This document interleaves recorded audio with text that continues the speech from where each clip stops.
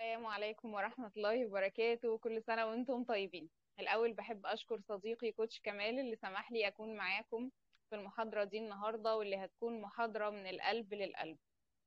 خلينا الأول أعرفكم بنفسي. أنا عبير حسين، كوتش علاقات أسرية. خلينا كلنا مع بعض نغمض عينينا، وهنعمل حاجة بسيطة جدا عشان بس نكون حاضرين هنا والآن. يا ريت كله يغمض عينيه، وناخد نفس عميق من الأنف ونطلعه من الفم.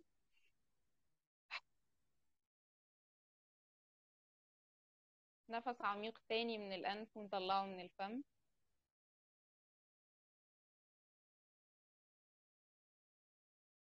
اشعر برجليك الاتنين، أو اشعري، أنا شايفة كل اللي معانا باستثنائك يا كمال إيناس. فاشعري برجليك الاتنين وانتي مغمضة. اشعري بركبك، بمنطقة الحوض. مجرد شعور بس، مجرد بس بشعر إن قلبي موجود. باخد نفس عميق وبطلعه.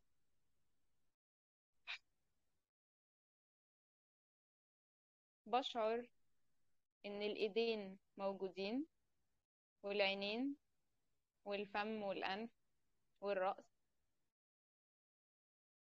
كل أعضائي موجودة هنا والآن. وبضع نية بقلبي إني بستقبل أعلى من أي مرة استقبلت فيها في حياتي.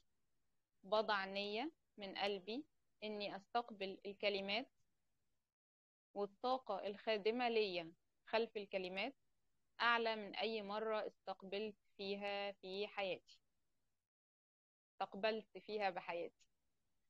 ونفتح عينينا، وعلى البركة نبدأ. أهلا بكم. الحقيقة أنا هبدأ اللقاء بتاعنا النهاردة بقصة، هي قصة حقيقية. قصة بنت. البنت دي هسميها أمل، هي ما اسمهاش أمل لكن القصة حقيقية. البنت دي كانت في أسرة مفككة نوعا ما. الأسرة مليانة مشاكل، مليانة اضطرابات. البنت بتتعرض لإساءات قوية جدا جدا. شتيمة ماشي، إهانة ماشي، ضرب ماشي، ضرب بحاجات حادة ماشي. خصوصا إن هي كان عندها مشكلة جسدية ما، فكان الضرب بالنسبة لها بيصل لمرحلة ضرر صحي عالي. يعني مش زي أي طفل بيتضرب وخلاص. فكانت بتتعرض للإساءات دي باستمرار. تتضرب، تتشتم، تتهان، وكانت أحيانا بتعاقب إنها تبات بره البيت. يعني إيه تبات بره البيت؟ يعني البنت دي مثلا ممكن تكون في عمر 6 سنين 7 سنين، وعملت حاجة غلط فقرروا يعاقبوها. فبيطلعوها بره البيت، يقولوا لها نامي في الجنينة النهاردة. وتفر بقى الجو عامل ازاي. تحكي لي انها في مره من المرات كان الجو بارد جدا لدرجه انها بقت عماله تدور على اي حاجه تتغطى بيها لانها مش متحمله البرد. طبعا اتعرضت للإساءات دي في مراحل مختلفة من حياتها، يعني مش بس وهي طفلة صغيرة. وكانت بتسمع عن نفسها إن هي وحشة جدا، شكلها وحش، وإن هي فاشلة، وإن هي بليدة، وإنها مش نافعة في المدرسة، وإن هي مش نافعة في أي حاجة، وإن هي بلاء على أهلها. وكانت بتسمع الكلام ده بشكل مش يومي، يعني تقريبا ده شغال كده عرض مستمر على طول، بتسمع الكلام ده على طول. لكن هي كان عندها نية قوية، وكان عندها إصرار إن هي ناوية تكمل حياتها وتنجح. هي كانت موهوبة في الرسم، وبيكون حظ جميل جدا للإنسان لما يبدأ يدرس من البداية حاجة مناسبة للموهبة بتاعته. فهي دخلت كلية فنون جميلة أو فنون تطبيقية، حاجة من الحاجات دي، أعتقد فنون جميلة. فبدأت بتدرس كمان حاجة ريليتد للموهبة بتاعتها، فبالتالي بقت مبدعة. اللي حصل ايه؟ اللي حصل ان هي دلوقتي المفروض انها كبرت، المفروض انها بقت تعرف تدرس، المفروض ان هي كمان بقى لها اعمال فنية، المفروض ان هي تقدر انها تشتغل وتجيب لنفسها فلوس. يعني باختصار هي كبرت. وساعات كتير بنقول لا، ده الطفل هو اللي بيتعرض للأذى لكن الكبير لا. اللي حصل ان هي كانت الناس اللي كانوا بيضربوها، الاب او الام او الاتنين ايا يكن، ما بقوش موجودين في البيت لسبب او لآخر. فبقى في ناس تانية بيضربوها. الناس اللي كانوا بيقولوا لها كلام سلبي ما بقوش موجودين، فبقى في ناس تانية بيقولوا لها كلام سلبي اكتر. بدأت تخرج وتقول خلاص انا لما اشتغل ويبقى معايا فلوس الدنيا هتبقى تمام والدنيا هتبقى كويسة. بدأت انها تشتغل في مرسم. اتعرضت لاستغلال قوي جدا جدا. كانت بتشتغل في المرسم كل حاجة، يعني هي بترسم وبتعلم ناس رسم، وبتنظف المكان وبتجهز كل حاجة فيه، بتعمل شغلها ومش شغلها. وبدأت كمان تطلب منهم ان هي عايزة تنام هناك. ليه؟ لان البيت بتاعها مش آمن انها تنام فيه. كمان الرسومات واللوحات الفنية الجميلة اللي كانت هي بتعملها بقت معرضة انها تتقطع وتترمي عادي جدا. هي في البيت اي حد بينفع يدخل يضربها، اختها بقى الكبيرة، اختها التانية التالتة الرابعة ايا يكن. اللي حصل هنا انها مكملة في نفس الدوائر، نفس دايرة الكلام السلبي، نفس دايرة الضرب والإهانة، نفس دايرة انها دايما الاعمال بتاعتها بتنتهي بالفشل. وطبعا استغلال، تحرش، اساءات مستمرة. فاصبحت دلوقتي بتملك الموهبة وبتملك الشغل، والمفروض ان لها بيت هي عايشة فيه، يعني مقومات الحياة الخارجية بتاعتها كويسة. وطبعا نسيت اقول ان هي على قدر عالي جدا من الجمال. ومع ذلك هي معرضة لكل ده. لسه بتستغل، بيتاكل حقها، بيتاكل فلوسها، بتتهان عادي قدام اي حد، قدام اي ضيف او قدام اي كلاينت جاي المرسم او كذا او كذا. طب ليه؟ ليه هي ما طلعتش من اللي كانت فيه؟ ليه هي كانت صغيرة وخلاص كبرت؟ المفروض بقى انها تطلع من الهم ده. هنكمل القصة طبعا خلال المحاضرة، لكن انا هنا عايزة افسر في الاول ايه اللي حصل. ليه هي ما وقفتش ده؟ ليه اللي بيحصل ده ما وقفش؟ اللي بيحصل هنا ان الصورة القديمة بتاعتها موجودة زي ما هي. يعني ايه الصورة القديمة يا جماعة؟ احنا لما بنتولد واحنا في احسن حال، في احسن تقويم. دايما الافكار اللي بتبقى عندنا عن نفسنا واحنا اطفال هي احلى افكار. بمعنى ان الطفل، او خلينا اقول المشاعر، عفوا مش الافكار، المشاعر. دايما الطفل بيشعر ان هو يقدر، لانه لو ما عندوش الشعور ده مش هيعرف ان هو يحاول يقعد ويحاول يقف ويحاول يحبي ويحاول يمشي ويحاول يتحرك. تخيلوا كده لو طفل هو ما عندوش فكرة او ما عندوش شعور انه هيقدر يمشي، بكمية الوقعات اللي الطفل بيقعها دي ما كانش هيتحرك خالص. لكن هو بيشعر فطريا ان هو يقدر، وبيشعر فطريا ان هو له قيمة، وبيشعر فطريا ان هو آمن. الطفل علميا لما بيتولد بيبقى خايف من حاجتين اتنين: خايف من الصوت العالي، وخايف من ان هو يقع. خلاف ذلك هو مش خايف من حاجة، مش خايف من كهرباء، مش خايف من نار، مش خايف من حاجة اصلا. مش خايف حتى من عربية او قطر جايين ناحيته الا لو طلع لهم صوت عالي. فبالتالي الطفل كمان مولود بيشعر بالأمان، طفل مولود بيشعر بالحرية. مين طفل لسه مثلا بيرضع وعايز يرضع دلوقتي فبيفكر ويقول ايه؟ مش هينفع دلوقتي والله، أصل انا في الشارع، فلما نروح البيت هبقى اعيط، هبقى اعيط بقى واطلب ان انا. ده مش موجود. ايه اللي بيحصل مع الوقت؟ اللي بيحصل ان احنا بنجهل انفسنا. يعني احنا ما نعرفش نفسنا، احنا مولودين ما عندناش فكرة ما عن نفسنا. مش عارفين هو احنا اشخاص كويسين مش كويسين، احنا ناجحين احنا مش ناجحين. مش عارفين عن نفسنا اي حاجة. كمان الطفل ما عندوش تحليل. عنده مشاعر لكن ما عندوش تحليل، فبالتالي ممكن موقف يكون يقصد بيه شيء، الطفل يفهمه حاجة تانية خالص. موقف يكون معناه حاجة ويدخل للطفل بمعنى مختلف كليا وجزئيا، مش هو ده أصلا المقصود. ممكن يكون الطفل ده بيكلم باباه أو بيكلم مامته، ومامته دلوقتي مثلا عندها صداع، مش فايقة، مش قادرة ترد، أو الأب دلوقتي مشغول، فقال له طب يا حبيبي بس أخلص ونشوف هنعمل إيه. إيه الفكرة اللي تيجي في عقل الطفل؟ هل دلوقتي بتيجي الفكرة إن بابا مشغول؟ لا، ما بيحبنيش، بابا ما بيحبنيش.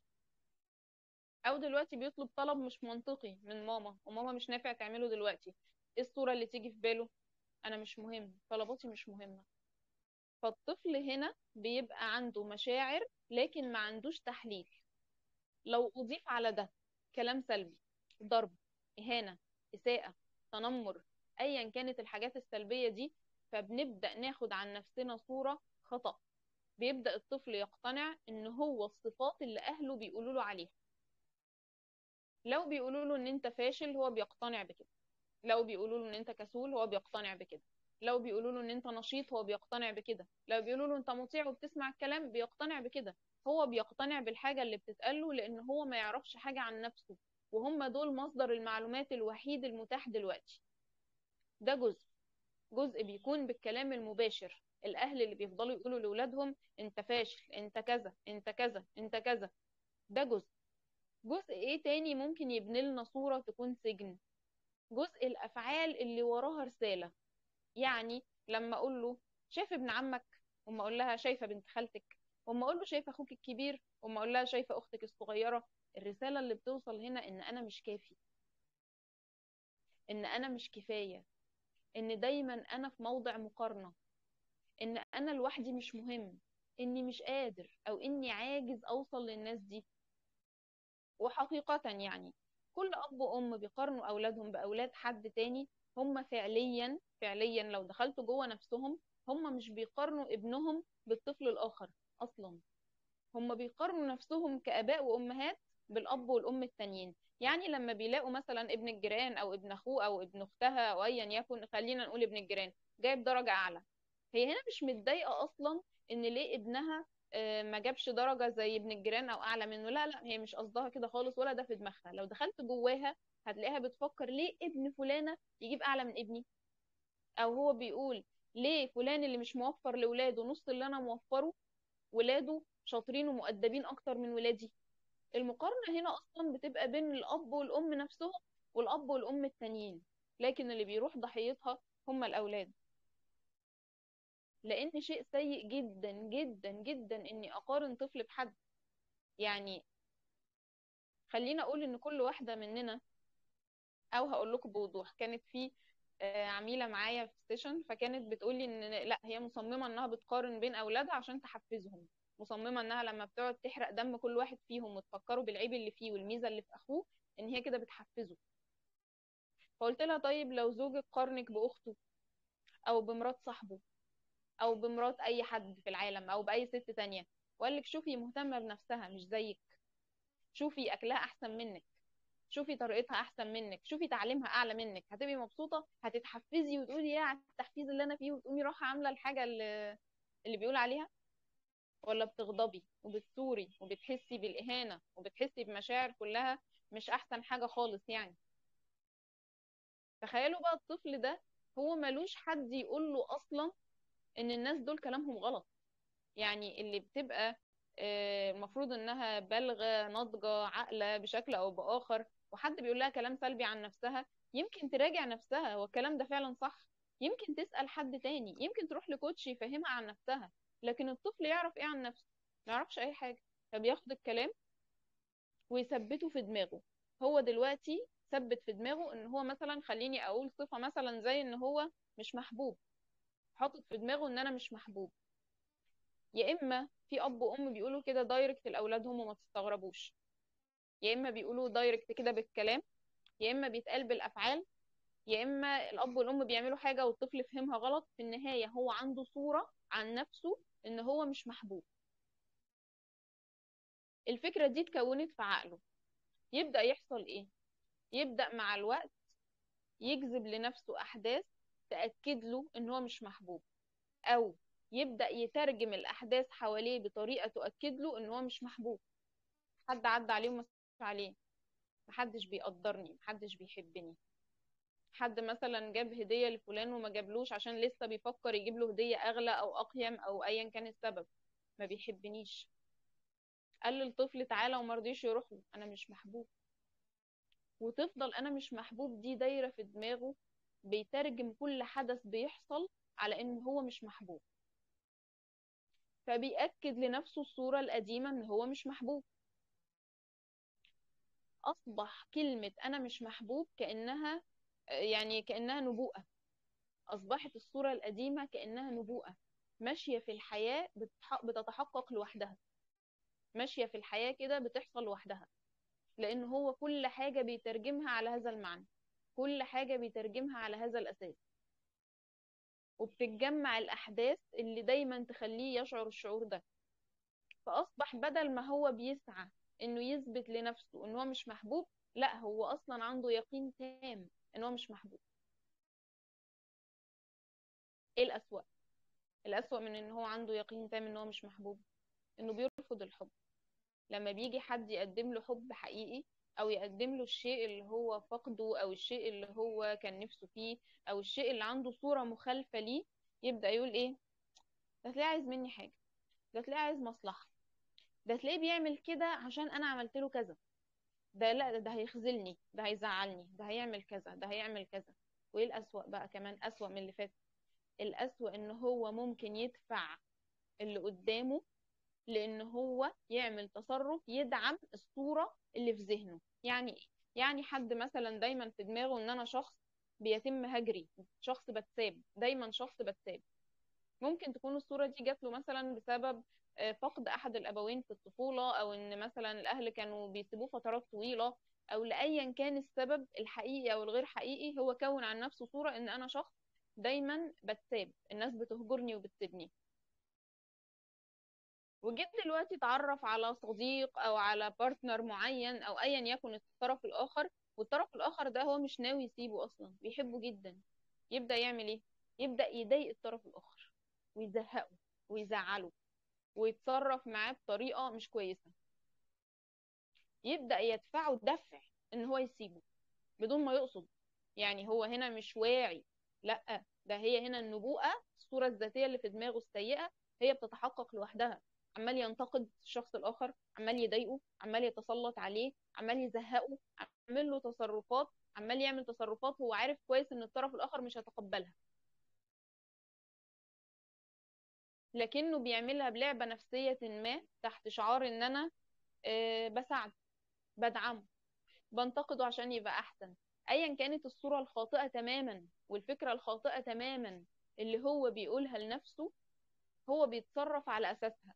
فيبدأ الطرف الاخر مش فاهم اصلا هو بيتزق ليه، هو بينتقد باستمرار ليه، هو بيتقل منه على طول ليه.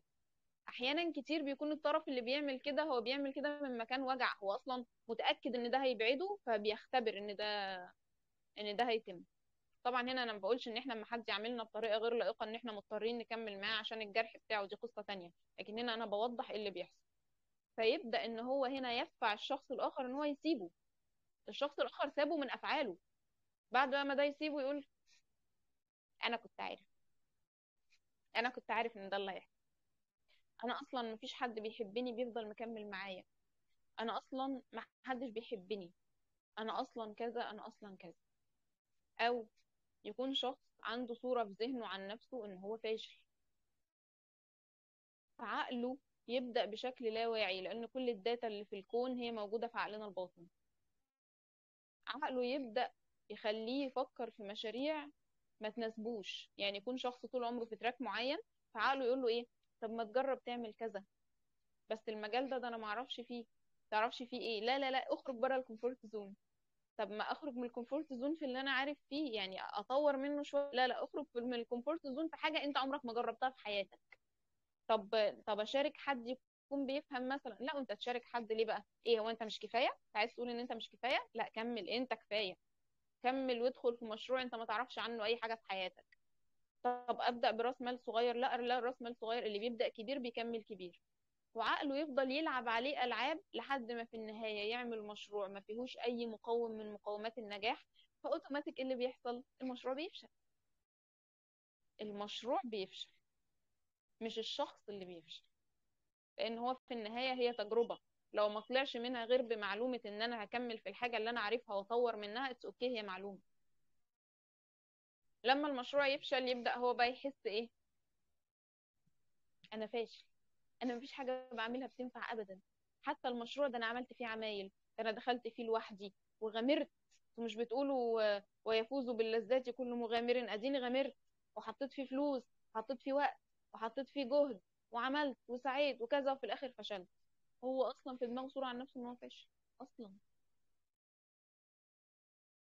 كذلك البنت اللي تكون معرضة دايما لانها بتتضرب او بتتهان بالكلام السلبي ايا كان، يعني في اعتداء لفظي او اعتداء جسدي، بيفضل في دماغها صورة ان انا شخص منتهك او مستباح، او ينفع الطرف الاخر يأذيني. اذكر في بنت واحنا في جلسة، كانت سيدة فاضلة، واحنا في جلسة ما دخلنا في العمق قوي قوي قوي، قالت لي انا اول مرة اخد بالي ان زوجي ما بيضربش مامته، ما بيضربش اخته، ما بيضربش حد، وان انا اللي كنت بستفزه جدا وبدفعه جدا لمرحلة ان هو يوصل ان هو يضربني. هل هنا بقول جوزها عنده حق وهي استفزته؟ لا، ما بقولش كده، لان في النهاية ده قراره. لكن بصوا هي عقلها لانها متبرمجة على الصورة دي، ممكن ده يدفعها انها تتصرف بطريقة عاملة ازاي. فبعد ما احنا خدنا صورة خطأ عن نفسنا، وبعد ما بدأنا نشوف أحداث نترجمها على أساس الصورة الخطأ، بعدها خلاص احنا قعدنا كده وسيبنا بقى الصورة الخطأ تمشي لوحدها، وتجذب أشخاص وأشياء وحاجات كلها بتأكد إن احنا غلط في غلط في غلط في غلط. حاجة كمان بتحصل واحنا أطفال، إنه اسمحوا لي الجزء ده ممكن يبقى شوية تقيل لكني هقوله. الطفل وهو صغير بيبقى شايف إن الأب والأم، خلينا أقول الأب بالذات، هو ده اللي بيأكله، هو ده اللي بيديله بيشربه، هو ده اللي بينيمه، هو ده اللي بيلبسه، هو ده اللي مقعده في بيت، هو ده اللي بيوديه للدكتور ويجيبه، هو ده اللي بينفذ له طلباته، هو ده اللي بيحبه، هو ده اللي بيخاف منه. بيبقى شايف الأب هو كل ده. والطفل مولود أصلا هو يعرف الأب والأم. يعني ما تجيبيش طفل مثلا عنده سنة وتقولي له تعرف ربنا، ما عندوش الفكرة دي. بالتالي الصورة الأولى للإله بتتاخد من معاملة الأب والأم. حتى كانوا يقولوا لنا عند الطفل صورة الرب من صورة الأب. والمعلومة دي أنا أول مرة أقولها في محاضرة، أنا غالبا بقولها في الجلسات بعد فترة طويلة من الهات وخد، يعني لما يكون الناس خلاص مخها بقى open mind إنه يسمع حاجة زي كده. لكن هي هتخدم السياق اللي احنا بنتكلم فيه. يعني إيه صورة الأب من صورة الرب من صورة الأب؟ يعني الطفل اللي نشأ مع أب قاسي، طول الوقت بيضرب، طول الوقت بيشتم، او طول الوقت بينتقد. يعني في اب ما بيضربش وما بيشتمش، بس طول الوقت محسس الطفل بالذنب. انت ما عملتش الواجب ليه؟ انت ما اكلتش ليه؟ انت ما غسلتش سنانك ليه؟ انت ما حطيتش كتبك مكانها ليه؟ انت ما عملتش كذا ليه؟ هو مش بيسأله ليه هنا استفهام، هو بيسأله ليه هنا استنكار. والطفل هنا ممكن ما يبقاش عنده إجابة، او الإجابة اللي عنده مش هينفع يقولها. يعني مثلا انت جيت من المدرسة ما سلمتش عليا ليه؟ هو ما سلمش عليك عشان هو مش عاوز يسلم عليك، بس هو مش هيعرف يقول لك كده، او ما جاش في باله، مش في دماغه. طب ما سلمتش انت عليه ليه؟ لما الطفل بيتربى مع اب نقاد او مؤذي، بين قوسين بقى، بيضرب بيشتم بيهين بيتنمر يعني ايا كان درجة الاذى، بيبقى في دماغه ان ربنا شديد العقاب. هل الكلام ده خاص بدين معين؟ نهائي. الكلام ده خاص بأي حد مؤمن ان في اله. بيبقى الشخص ده معتقد ان ربنا شديد العقاب، ومعتقد ان ربنا متربص بيه. متربص يعني ايه؟ واقف لك. ها، غلطت مفيش رزق، غلطت مفيش كذا، غلطت مش هتاخد كذا. في الحالة دي بيروح يدور في الكتاب السماوي بتاعه ايا كان دينه، وفي المعتقدات الدينية بتاعته ايا كان دينه برضه، عن الحاجات اللي بتدعم فكرته.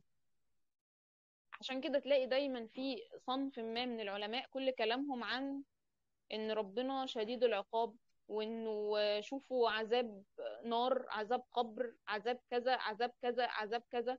هل انا بأنكر الكلام ده؟ مش بأنكره، لكن مش هو ده بس اللي انت تقول عليه ان ده ربنا. مش هو ده بس اللي ربنا بيعمله. يعني انت ليه ماسك ان هو شديد العقاب؟ ويبقى دايما بيتهيأ له اني لو اخطأت خطأ قد كده مش من حقي اخطئ اصلا مع ربنا، مش من حقي. وما يسمع بقى حد بيتكلم عن المغفرة يتجنن. يتجنن لان هو ما عداش عليه كونسبت المغفرة ده في تربيته اصلا.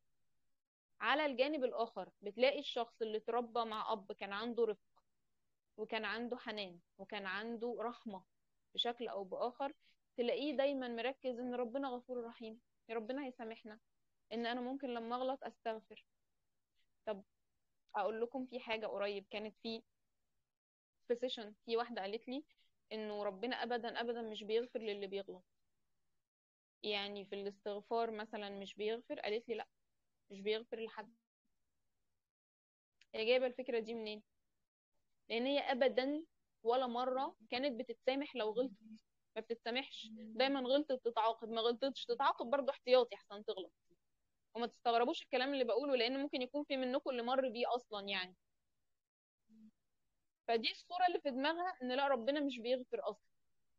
لكن دلوقتي لو في طفل بيتعامل مع اب وام مثلا، هو غلط في حاجة فبيعتذر لهم، فهم بيسامحوه خلاص والدنيا كويسة. اتس اوكي خلاص، بيبقى فاهم ان ربنا بيغفر. فحتى الصورة دي بناخدها واحنا اطفال وبنفضل مكملين بيها لحد مرحلة. الصورة دي يا جماعة بتكون خانقة في أحيان كتير. يعني خلينا أقول إنه ناس كتير من اللي هم بيكرهوا دينهم أصلا أيا كان إيه هو، برضه بيتجهوا للإلحاد. لو دخلت في تربيتهم هتلاقي قسوة شديدة جدا. هتلاقي غياب لدور الأب. غياب لدور الأب يعني إيه؟ يعني هل الأب مش موجود، يعني متوفي مثلا أو مسافر أو كذا؟ لأ، ممكن يبقى موجود بس مش قايم بدور أب. قايم بدور شخص مؤذي قاعد في البيت عمال يأذي الناس وخلاص. ده دوره. كذلك الأب والأم اللي دايما بيناقشوا ابنهم، بيطلع ابنهم عنده جرأة بينه وبين نفسه، مش جرأة حتى مع الناس. يعني بداية بتكون بينه وبين نفسه جرأة ان هو يحاول يفهم التعاليم الدينية دي، يعني رايحة فين وجاية منين، التعاليم دي سببها ايه وهتوصلنا لفين وكذا وكذا. لكن الشخص اللي كان بيتقال له انت تسمع الكلام وبس، تعمل اللي بنقول عليه وبس، ده اللي بيطلع بعقلية ما تفكرش. اوعى تفكر، انت مفكرت ان فكرت ممنوع التفكير فعلا. انا اتفاجئت لما درست الكلام ده، اني كنت بلاحظ الكاتيجوريز دي اصلا بس ما كنتش فاهمه ليه في ناس ماسكه في الجانب ده وليه في ناس ماسكه في الجانب ده. طيب، خلينا ناخد نفس عميق. هل الصوره القديمه بالنبوءه اللي بتتحقق ذاتيا بكل ده محكوم علينا ان احنا نفضل فيه، ما نطلعش منه ولا نتحرك ولا نروح ولا نيجي؟ طبعا لا. يعني انا ممكن اكسر الصوره القديمه عن نفسي او ممكن اغيرها. اه. طب ممكن اغيرها بنسبة ولا ممكن اغيرها تماما؟ ممكن تغيرها تماما عادي، بس بتمشي بالتدريج الاول. طيب البداية بتكون ايه يا جماعة؟ البداية اولا اني افهم اني ينفع اغيرها اصلا. يعني واحد طول عمره بيتقال له اصل الصورة القديمة دي، خلوا بالكم انتوا ممكن تكونوا مش واخدين بالكم اصلا انها صورة قديمة. انتوا ممكن تكونوا معتقدين ان ده انا، يعني معتقدين ان انا اصلا عصبية، انا فعلا كذا، انا فعلا كذا، انا كذا. يعني ممكن نكون معتقدين حاجة مش بنقول ده كانوا بيقولوا لي فانا بفكر كذا. لا، ده ممكن نكون احنا فاهمين ان احنا كده اصلا. ازاي ابدا افهم من الاساس ان الصورة دي قابلة لانها تتفكفك او قابلة لانها تتغير او قابلة لانها تاخد اتجاه تاني؟ بعتقد كل حد مننا مر بموقف ما في حياته اتصرف فيه تصرف مخالف لطبيعته. يعني شخص هو طول عمره هادي وعدى عليه موقف اتعصب فيه جدا، او شخص هو هجومي مثلا وعدى عليه موقف خده بالسياسه قوي وبقى يقول سبحان من صبرني. انا مش عارف ازاي سكت لهم. انا هنا مش بحكي عن ازاي سكت لهم ان هو ندمان، انا قصدي هو مستغرب ازاي عرف يتحكم في اعصابه. او واحده تيجي تقول انا ما اعرفش قلت لهم الكلام ده ازاي، انا عمري ما كنت اتخيل ان انا اتجرأ اقول الكلام ده. ايه اللي حصل هنا؟ اللي حصل هنا ان في صوره طلعت غير الصوره اللي احنا الفينها او اللي احنا متعودين عليها. الصورة اللي طلعت مرة دي ينفع تطلع 10 مرات عادي، ينفع تبقى موجودة على طول أصلا. طبع الإنسان مش قدر لا مفر منه، هو الإنسان كذا. احنا واحنا بندرس في علم الفراسة اللي هو قراءة الشخصية من معالم الوجه، إن إزاي أقدر أعرف معالم شخصية اللي قدامي من ملامح وجهه. أنا ستيل بدرس فيه، ما خلصتوش لسه. لكن كانوا بيقولوا لنا فيه إنه محتاجين لو حد جاب لنا صورة علشان نحللها، نحلل صفات الشخصية دي ايه، ما تكونش الصورة دي أقدم من 3 شهور. لأن ممكن من 3 شهور يكون كان بشخصية تانية، ملامحه متغيرة. هل ملامحه متغيرة يعني أنا مش أنا بقيت حد تاني؟ لأ، بس احنا بنقيس حاجات دقيقة شوية. مسافة مثلا ممكن تبقى بين العين والحاجب قد كذا، لا ده زادت 2 ملي، لا ده كذا، لا ده كذا، لا العين أصبحت كذا، لا الزاوية الخارجية بتاعتها طالعة لا نازلة. يعني حاجات انت لو شفتها في العادي في الشخص مش هتلاحظها، لكن هي كل حاجة منهم لها دلالة أصلا. فالشخصيات على مدار الوقت بتتغير، فالصور القديمة يقدر يطلع بدلها صور جديدة أحسن بكتير. فأول حاجة بفهم إن أنا ينفع يطلع صورة جديدة أصلا. يعني الكونسبت نفسه يبقى موجود ان ينفع يبقى فيه صورة جديدة. طيب، الحاجة التانية المهمة جدا جدا جدا، القرار الصادق. بصوا قوسين كده كبار كده عند كلمة الصادق، ان يكون انا مقرر حقيقي اني انا هطلع من الصورة القديمة وهدخل صورة جديدة تكون خادمة ليا. هل الصورة الجديدة شرط انها تكون بتنجز اكتر، متطورة اكتر، بتعمل كذا اكتر؟ مش مهم تكون بتعمل ايه اكتر، المهم ان هي بتخليني في حال سعيد اكتر، لان جودة الحياة بتتحدد بجودة المشاعر مش بجودة الظروف. كل ما اكون انا مبسوط ده معناه ان حياتي جيدة اكتر، بصرف النظر بقى عن الظروف اللي حواليا شكلها ايه. فبتبدأ الحكاية بقرار صادق ان انا استحق وضع احسن من كده، حياة احسن من كده، بستحق ان انا اكون في حال افضل من كده. طيب ليه انا بقول قرار صادق؟ لانه من ضمن الالعاب اللي بتلعبها الصورة القديمة اللي هي ايه، مفيش فايدة. يعني يروح عند معالج او يحضر بروجرام معين او كورس معين او كذا، ويبدأ يلاقي نفسه ايه ده انا هتحسن، ايه ده المشاكل هتتحل، يوم موقف. هل بيبقى مدرك اللي انا بقوله ده يا جماعة؟ لا، هو بيهيئ لنفسه فكرة ايه، بس انا معيش فلوس. الموضوع انا معيش فلوس اتعالج ده، يعني الموضوع ده يوم عن يوم بتأكد ان هو تلكيكة كبيرة جدا جدا، تلكيكة ملهاش اول من اخر. بس مش ده مكانه دلوقتي. فيبدأ ان هو يلاقي نفسه بيتحسن فيوقف اللي هو بيعمله، يوقف سيشنز او يوقف بقى ايا كان الطريقة اللي بيتعالج بيها، جلسات، تأملات، كورس، ايا يكن. وقف ليه؟ لان هو مسجون في الصورة القديمة. يعني في عقبات بتقابلني لما باخد قرار اروح لصورة جديدة. الحقيقة في عقبات ومش عقبات قليلة كمان. خليني اقول بعض منها. زي مثلا فكرة انه انا ما استاهلش. يعني مثلا حد عنده مشكلة قلق مستمر او مخاوف مستمرة، طب تعالى في بروجرام كذا هتدخل فيه، بس البروجرام ده سعره كذا. لا، هو شايف نفسه اصلا ما يستاهلش يدفع لنفسه ويستثمر في نفسه بحيث ان هو يكسب المكسب ده.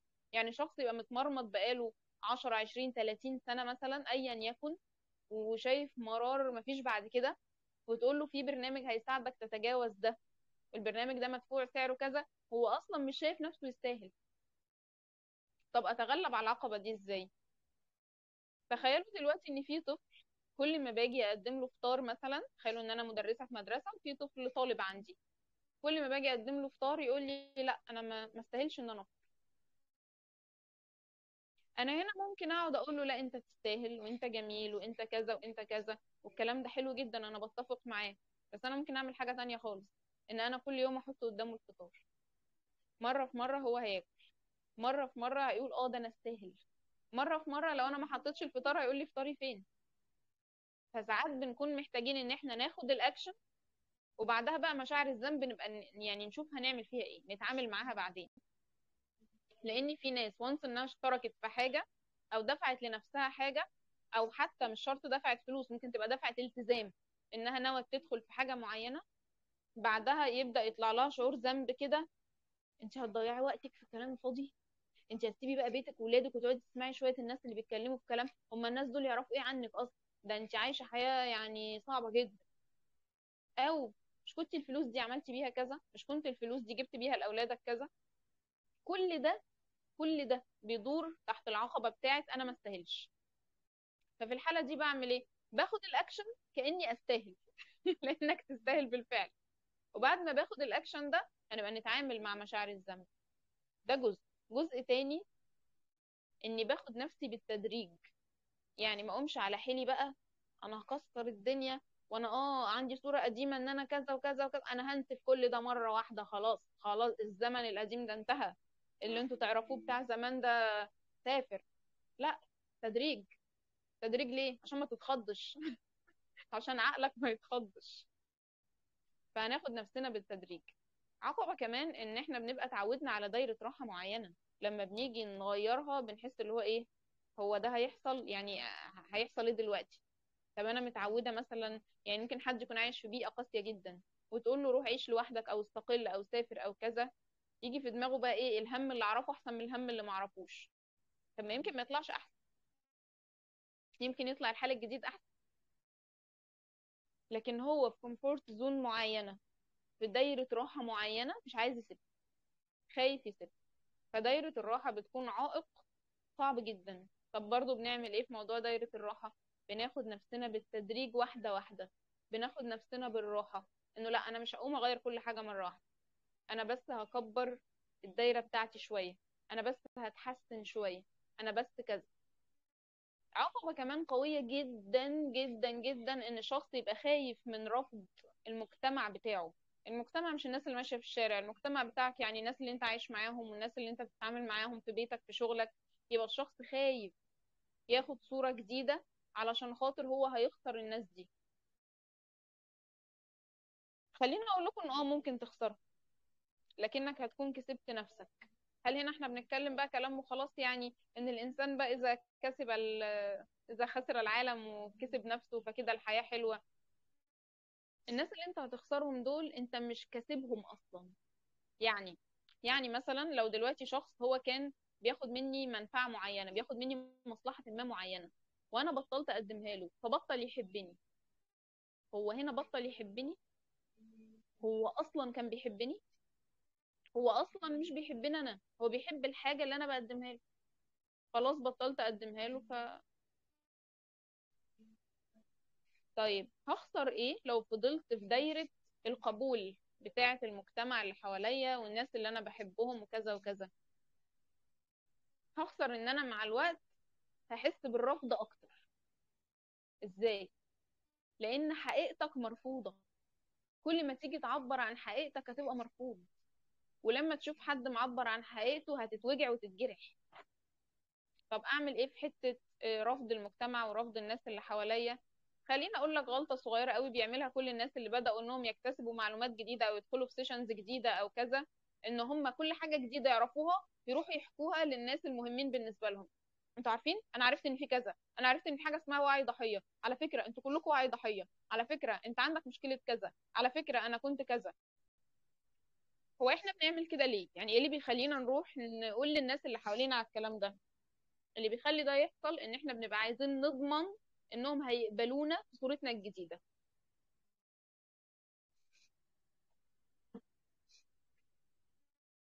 هل قبولهم لينا في الصورة الجديدة مهم بالنسبة لنا؟ مهم.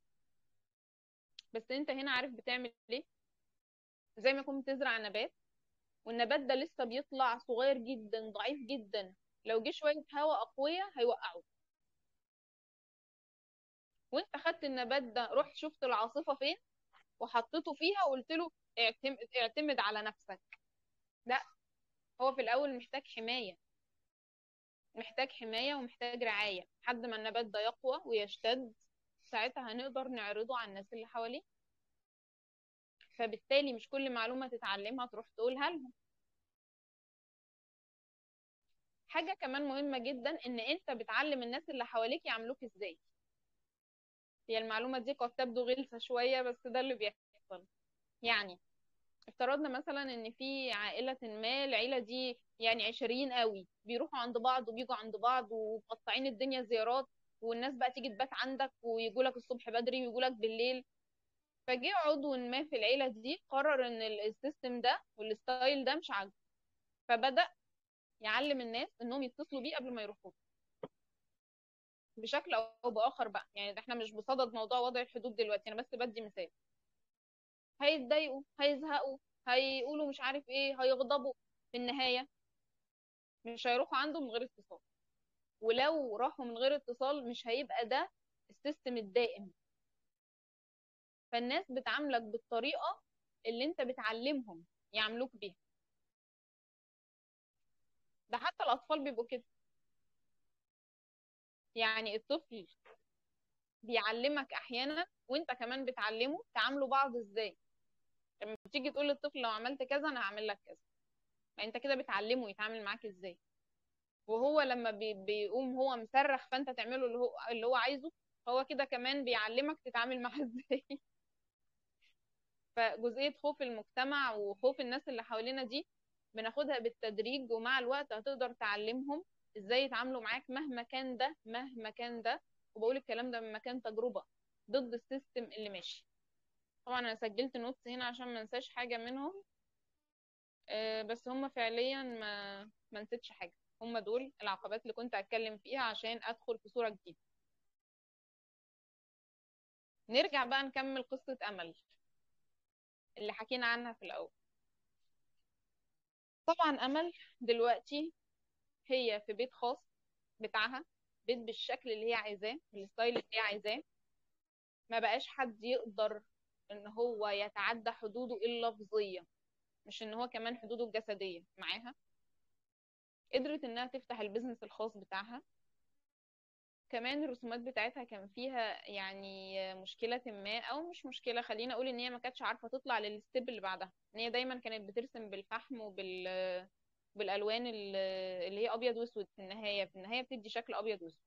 هل بقى رصاص او فحم، انا مش متخصصة في الحاجات دي فمش عارفة. دخلت الالوان ودخلتها بقوة. شوف الالوان بتاعتها، تقول ايه الالوان الجريئة دي. بدأت هي فتحت البيزنس الخاص بتاعها وبقت تختار الطلاب بتوعها. يعني مش اي حد يجي يقول لها علميني وهدفع لك فلوس انت اوكي توافق، لا. بقت تختار الطلاب بتوعها وبقت تختار العملاء بتوعها. يعني مش اي حد يطلب منها رسمة او يطلب منها حاجة تعملها له، لا. لازم هي تبقى حاسة كده انها مرتاحة وانها متناغمة مع اللي بيحصل ده. كمان هي بقت شايفة نفسها جميلة جدا وهي فعليا جميلة. حياتها راحت في منحنى. هي بتقول لي انا مش متخيلة، اما بفتكر انا كنت فين بحس انه ايه اللي انا كنت فيه ده. ايه ده. حدود قوية جدا بقت ترسمها. شعور ان هي محبوبة. بقت تقدر تتقبل انها تغلط، لان هي في عز كل السواد اللي انا كنت بحكيه ده هو سواد ملوش اسم تاني. كانت شايفة نفسها انها ما ينفعش تغلط. ما ينفعش تغلط نهائي. يعني اللي حواليها يغلطوا ويستبيحوها ويأذوها وكذا وكذا، لكن هي ما ينفعش تغلط. هي دلوقتي بقت شايفة نفسها تنفع تغلط. ده معناه ان شعورها بالقيمة زاد. لان اللي شعوره بالقيمة قليل هو اللي دايما عنده حتة ما ينفعش اغلط، ما ينفعش كذا، ما ينفعش كذا. طب الشيفت اللي حصل ده حصل ازاي؟ هي دخلت في برنامج تشافي، برنامج واتنين. دخلت معايا ومع غيري. قررت بصدق ان هي لازم تطلع من اللي هي فيه. عايزه اقول لكم ان في السيشنز الاولى اللي كانت بيني وبينها، هي كانت يعني بتحايل عليها تتكلم. يعني تقول كلمه اقول لها مش سامعاكي كويس، قصدك كذا، طب قصدك كذا، طب انت عايزه تقولي كذا فتعملي كده، طب انت حصل معاكي موقف كذا، طب كذا. بعد ما خلصنا البروجرام مع بعض بقينا في الجروب ثيرابي. بقيت اشاور لها اقول لها ما تتكلميش، استني ما يجي عليكي الدور. من كتر ما هي بتتكلم وبتعبر، احنا في الجروب ثيرابي طبعا بنبقى في مساحه امان، فمسموح ان احنا نقول لبعض اي حاجه كلنا. هي هنا قررت قرار صادق. خدت نفسها بالتدريج. المقاومه اللي قابلتها في النص هي قدرت تتغلب عليها، لان هي كانت مصممه انها تطلع من اللي هي فيه. يعني ممكن القرار في الاول يبدا من مكان الم طبعا. ده هي غالب قراراتنا اصلا بتبدا من مكان الم. هي كمان قدرت انها تتعامل مع الاسره بتاعتها والناس اللي حواليها والناس اللي اذوها. فتحت صفحه جديده تماما. صفحه جديده هنا معناها انها سامحتهم او كذا او كذا. خلينا ما ندخلش في موضوع التسامح دلوقتي لانه شويه عميق. لكن اقدر اقول ان هم بيعملوها كويس جدا، وان هي بتعاملهم بقلب صافي، لان مشاعر الالم اللي كانت موجوده اتحررت. طيب، انا رحت المعالج وما جابش نتيجه. شوف غيره.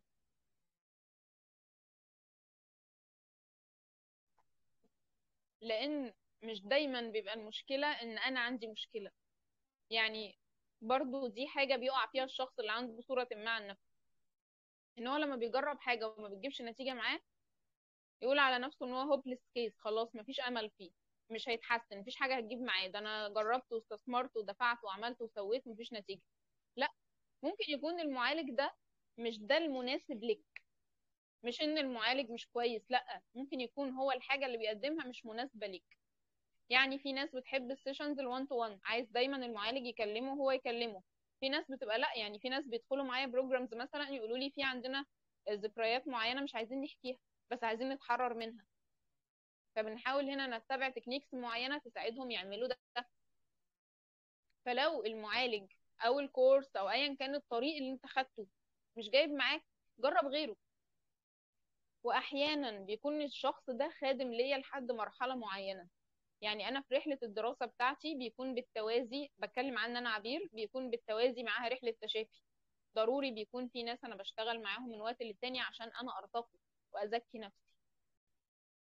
ففي ناس ببص لهم دلوقتي بمتن لهم جدا لانهم بدأوا معايا الرحله، لكن مش هينفع يخدموني في المرحله اللي انا فيها دلوقتي. لو احتجت استشاره هستشير ناس تانية بوعي تاني، بعالم تاني. لكن دايما ابدأ ودايما كمل. طيب، لما بيبدأ يحصل ذكريات سلبية كتير، كل ذكرى منهم بتجيب معاها معنى. زي ما قلنا ان مثلا في ذكرى سلبية، يعني مش المشكلة هنا ان الشخص ده مر مثلا بحاجة زي التحرش، مش المشكلة ان هو مر بتحرش.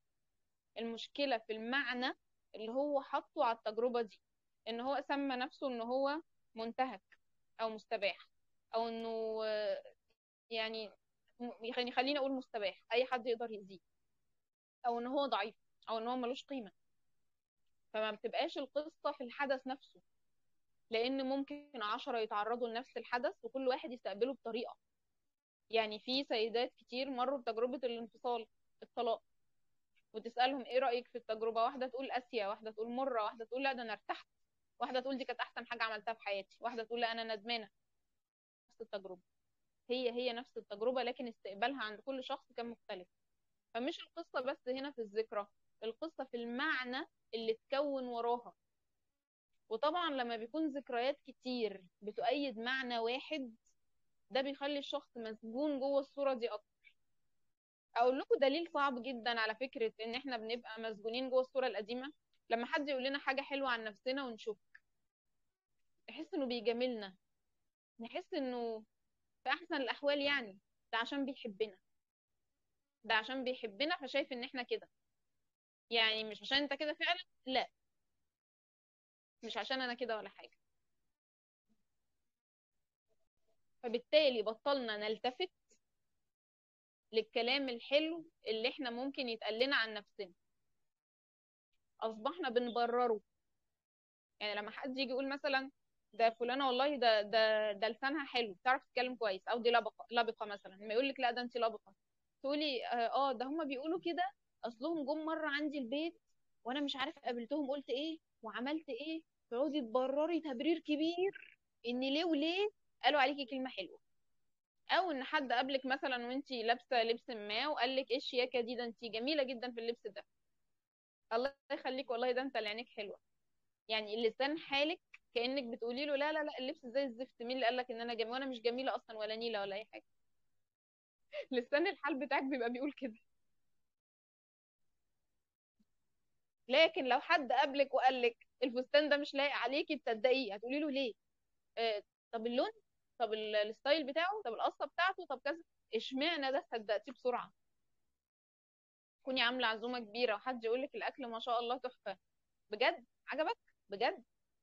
لكن لو حد قال لك الاكل ده كان محتاج يتظبط شويه، مش هتتشككي، تسالي اوتوماتيك طب ليه؟ ايه لان مسجونين جوه صور سلبيه، حتى ما تجيلنا الصوره الايجابيه مش مصدقينها عن نفسنا.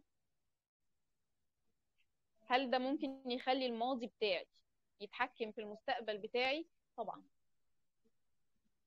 هل انا في الحاضر دلوقتي اقدر اتحكم في الماضي والمستقبل الاثنين؟ اه. ازاي؟ لو انا اتعاملت مع الاحداث اللي حصلت في الماضي وحررت الالم بتاعها، ده بيساعدني ان انا اشوف الماضي بشكل تاني. كم تجربة يا جماعة عدت في حياتنا وبعد ما تجاوزناها قلنا يا سلام، ده كانت أحسن حاجة حصلت لنا، ده لولا التجربة دي ما كناش عرفنا كذا وكذا وكذا. هل في وقتها كنا مدركين ده؟ هل قبل التشافي أو قبل ما دماغنا تنور، عقلنا ينور بشيء ما وقلبنا ينور بشيء ما، كنا شايفين ده؟ لا، ما كناش شايفين. فبالتالي لما بتشافى دلوقتي ده بيساعدني إن أنا أحرر الماضي، وده بيخليني داخل على المستقبل بصورة جديدة.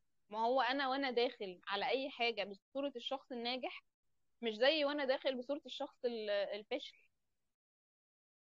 تخيلوا دلوقتي حد بادئ بيزنس وهو في دماغه ان هو فاشل اصلا. عارفين هيعمل حاجة لطيفة قوي، ممكن نكون كلنا عملناها، انه كل ما بيقرب عن النجاح يقوم عامل حاجه يخرب الدنيا. هو اللي بيعمل حاجه تخرب الدنيا هو. بس هو يقول لك انا مش عارف، الموضوع بيجي على اخر حاجه ويبوظ. هو صورته عن نفسه كده، صورته عن نفسه ان هو فاشل، فمش هينفع يوصل لمرحله النجاح دي، هيحصل ازمه لو هو وصل للمرحله دي. هقول لكم دلوقتي حاجتين، تمرينين عمليين بسيطين جدا ولطاف جدا. اول واحد، وده كنت قلته لحد من حوالي 3 سنين تقريبا، قلت له اسأل الناس اللي تهمك ايه احلى صفة بيحبوها فيك. فهو قال لي ان هو اتفاجئ بكمية الردود الإيجابية والصفات الإيجابية اللي هو انا. طبعا ده كان عنده عن نفسه صورة ما برضو ان هو شخص مش محبوب بما يكفي، حتى ان هو كان بيحس بالمشاعر دي من اولاده نفسه، رغم من رؤيتي انا الشخصية ان هما كانوا بيحبوه. بس لمجرد ان طفل منهم يعرض عنه، او طفل زعلان او طفل مقموط او كذا، مش بيحبني. فكل حد مننا يسأل الناس اللي تهمه، الدايرة القريبة منه او الدايرة اللي يعرفوه، او يا جماعة اسألوهم كلهم عادي، اسألوا كل الناس اللي تعرفوهم، اسألوا عن حاجتين: ايه اكتر صفة انت بتحبها فيا، وايه احلى صفة انت شايفها فيا. هو انا ممكن اكون شايف في حد صفة، يعني احلى صفة فيه مش هي الصفة اللي انا بحبها فيه. يعني انا ممكن اكون شايفة مثلا في شخص ان هو كريم جدا، ودي احلى حاجة فيه، لكن مش دي اللي بتلمس قلبي. اللي بتلمس قلبي مثلا اني انا لما مثلا بعتذر له بيسامحني بسرعة مثلا، فاللي لامس قلبي هو التسامح. لكن اللي عاجبني فيه هو، او الصفة الحلوة، عفوا الصفة الحلوة فيه هو الكرم. فاسألهم سؤالين: ايه اكتر صفة انت بتحبها فيا، وايه احلى صفة انت شايفها فيا. اسأل بلغتك بقى. ولو حد قال لك الاتنين واحد، او مش مهم، هيقول صفة واحدة، اتس اوكي، حلوة كبداية. ده اول حاجة. الحاجة التانية، اكتب عن نفسك الصفات اللي انت مش بتحبها في نفسك. زي ما قلت، الخدعة هنا ما بتبقاش انه هم قالوا لي يا فاشل فانا معتقد ان انا فاشل. لا، هي ما بتبقاش كده. هو بيبقى اصلا الشخص ما عندوش شك، هو اصلا شايف نفسه فاشل كده كده، يعني مش بيقعد يلعب اللعبة دي في دماغه ان قالوا لي فانا فكرت، لا هو اصلا فاكر نفسه كده. فاكتب الصفات اللي انت شايفها في نفسك مش حاببها، وتعال على كل صفة منهم. خلينا نمسك صفة مثلا زي صفة ان انا عصبي. هسأل نفسي الأسئلة دي: هو انا الصفة دي فعلا؟ طيب، بنسبة كام انا الصفة دي؟ طيب، ايه الدليل ان انا الصفة دي؟ وهيطلع لك أدلة، اكتبها، يعني احنا مش بنضحك على نفسنا. طب ايه الدليل العكسي؟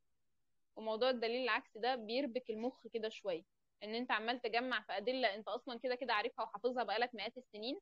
فلما بتقول له ايه الدليل العكسي، مخك بيحس اللي هو عكسي، امال انا قاعد بجيب لك الادله دي كلها ليه؟ طب لو هختار ان انا هغيرها، هختار صفه ايه؟ هختار ان انا مثلا ابقى هادي. هو انا كنت هادي قبل كده ولا مره في حياتي؟ طب لو جه عليا وقت مره كنت هادي فيه، اوكي، ينفع ابقى هادي، ينفع، ما دام جت مره. طيب، لو ما جاش ولا مره، هل في انسان انا شفته في حياتي كان هادي؟ اه اكيد. ما دام انسان بينفع يبقى هادي، يبقى انا ينفع ابقى كده انا كمان. ليه؟ لان هو انسان وانا انسان. ما فيش طفل بيتولد من بطن مامته يقول لهم صدقوا انا اصلا عصبي، والله ما انا مولود، هو اصله مولود عصبي. مفيش حاجه اسمها كده اصلا، هو خد الفكره دي عن نفسه. اه بس انا عصبي فعلا. اه، ما هي دي اللعبه. اختار بقى الصفه العكسيه، واسال نفسك ايه اسهل تدريج ليها. خلينا اقول من الاول. انا دلوقتي قلت عن نفسي ان انا عصبي، ادي الصفه او الصوره اللي مش حلوه اللي انا واخدها عن نفسي. هسأل نفسي: هل الصفه دي حقيقه؟ اه حقيقه. طيب، بنسبه كام هي حقيقه؟ بنسبه كذا. ايه الدليل انها حقيقه؟ مواقف واحد اتنين تلاته. طب ايه الدليل انها مش حقيقه؟ طب هو انا مره قبل كده ما كنتش عصبي؟ صيان اه، صيان لا. هسأل نفسي السؤال اللي بعده: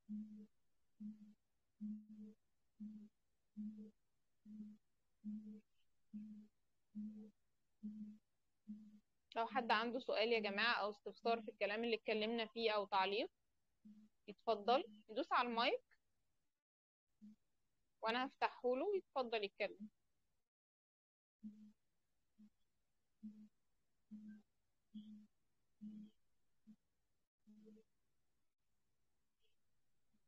مين ممكن يبدأ؟ لأن غالبا بيبقى أول واحد بيبدأ التاني يعني بيجوا وراه.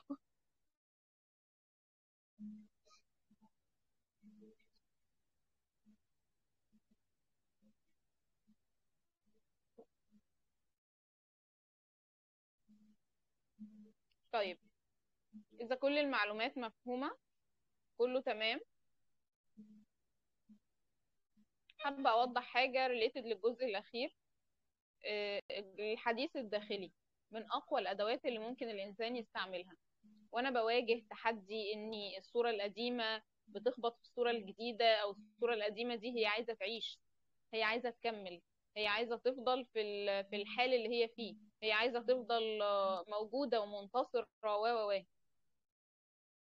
لما بكلم نفسي حديث داخلي يكون هادي ويكون ناعم ويكون رحيم، خلوا بالكم من رحيم دي هي أهم حاجة، ساعتها بقدر أتجاوز الشيء اللي أنا فيه.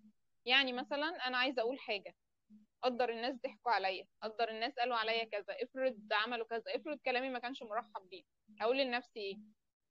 انا معاكي، انا بحبك، انا بقبلك، حتى لو الناس ما عجبهمش الكلام ما انت عاجباني، حتى لو قالوا عليكي انت وحشه انا شايفاكي كويس.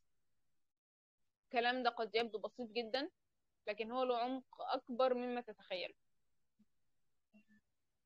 ف حد عنده سؤال او تعليق او استفسار؟ انا معاكم 5 دقايق لو حد حابب يسأل.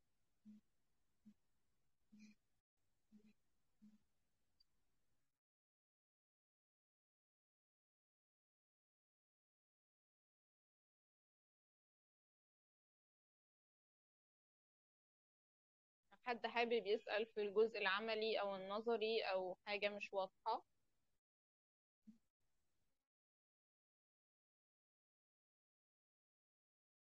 طبعا في صوت عالي جدا اشتغل ورايا، مش عارفة انتوا سامعينه أو لأ، هو شغال بعد ما بدأت بحوالي تلت ساعة، فده خلاني حاولت أختصر جدا عشان الصوت رهيب.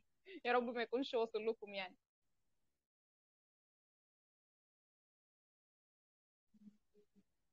مم. معانا دقيقتين، لو حد عنده سؤال يتفضل.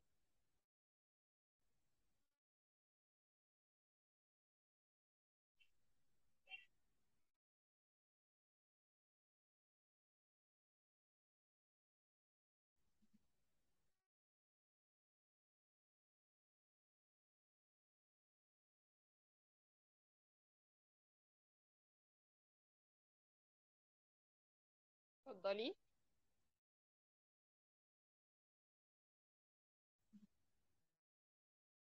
زينب اتفضلي، أنا فتحت لك المايك، تقدري تدوسي عليه وتتكلمي. عفوا، كنت عم بحكي بس ما دست عليه أول شيء. يعطيك مش العافية، سامعة. شكرا كثير لك.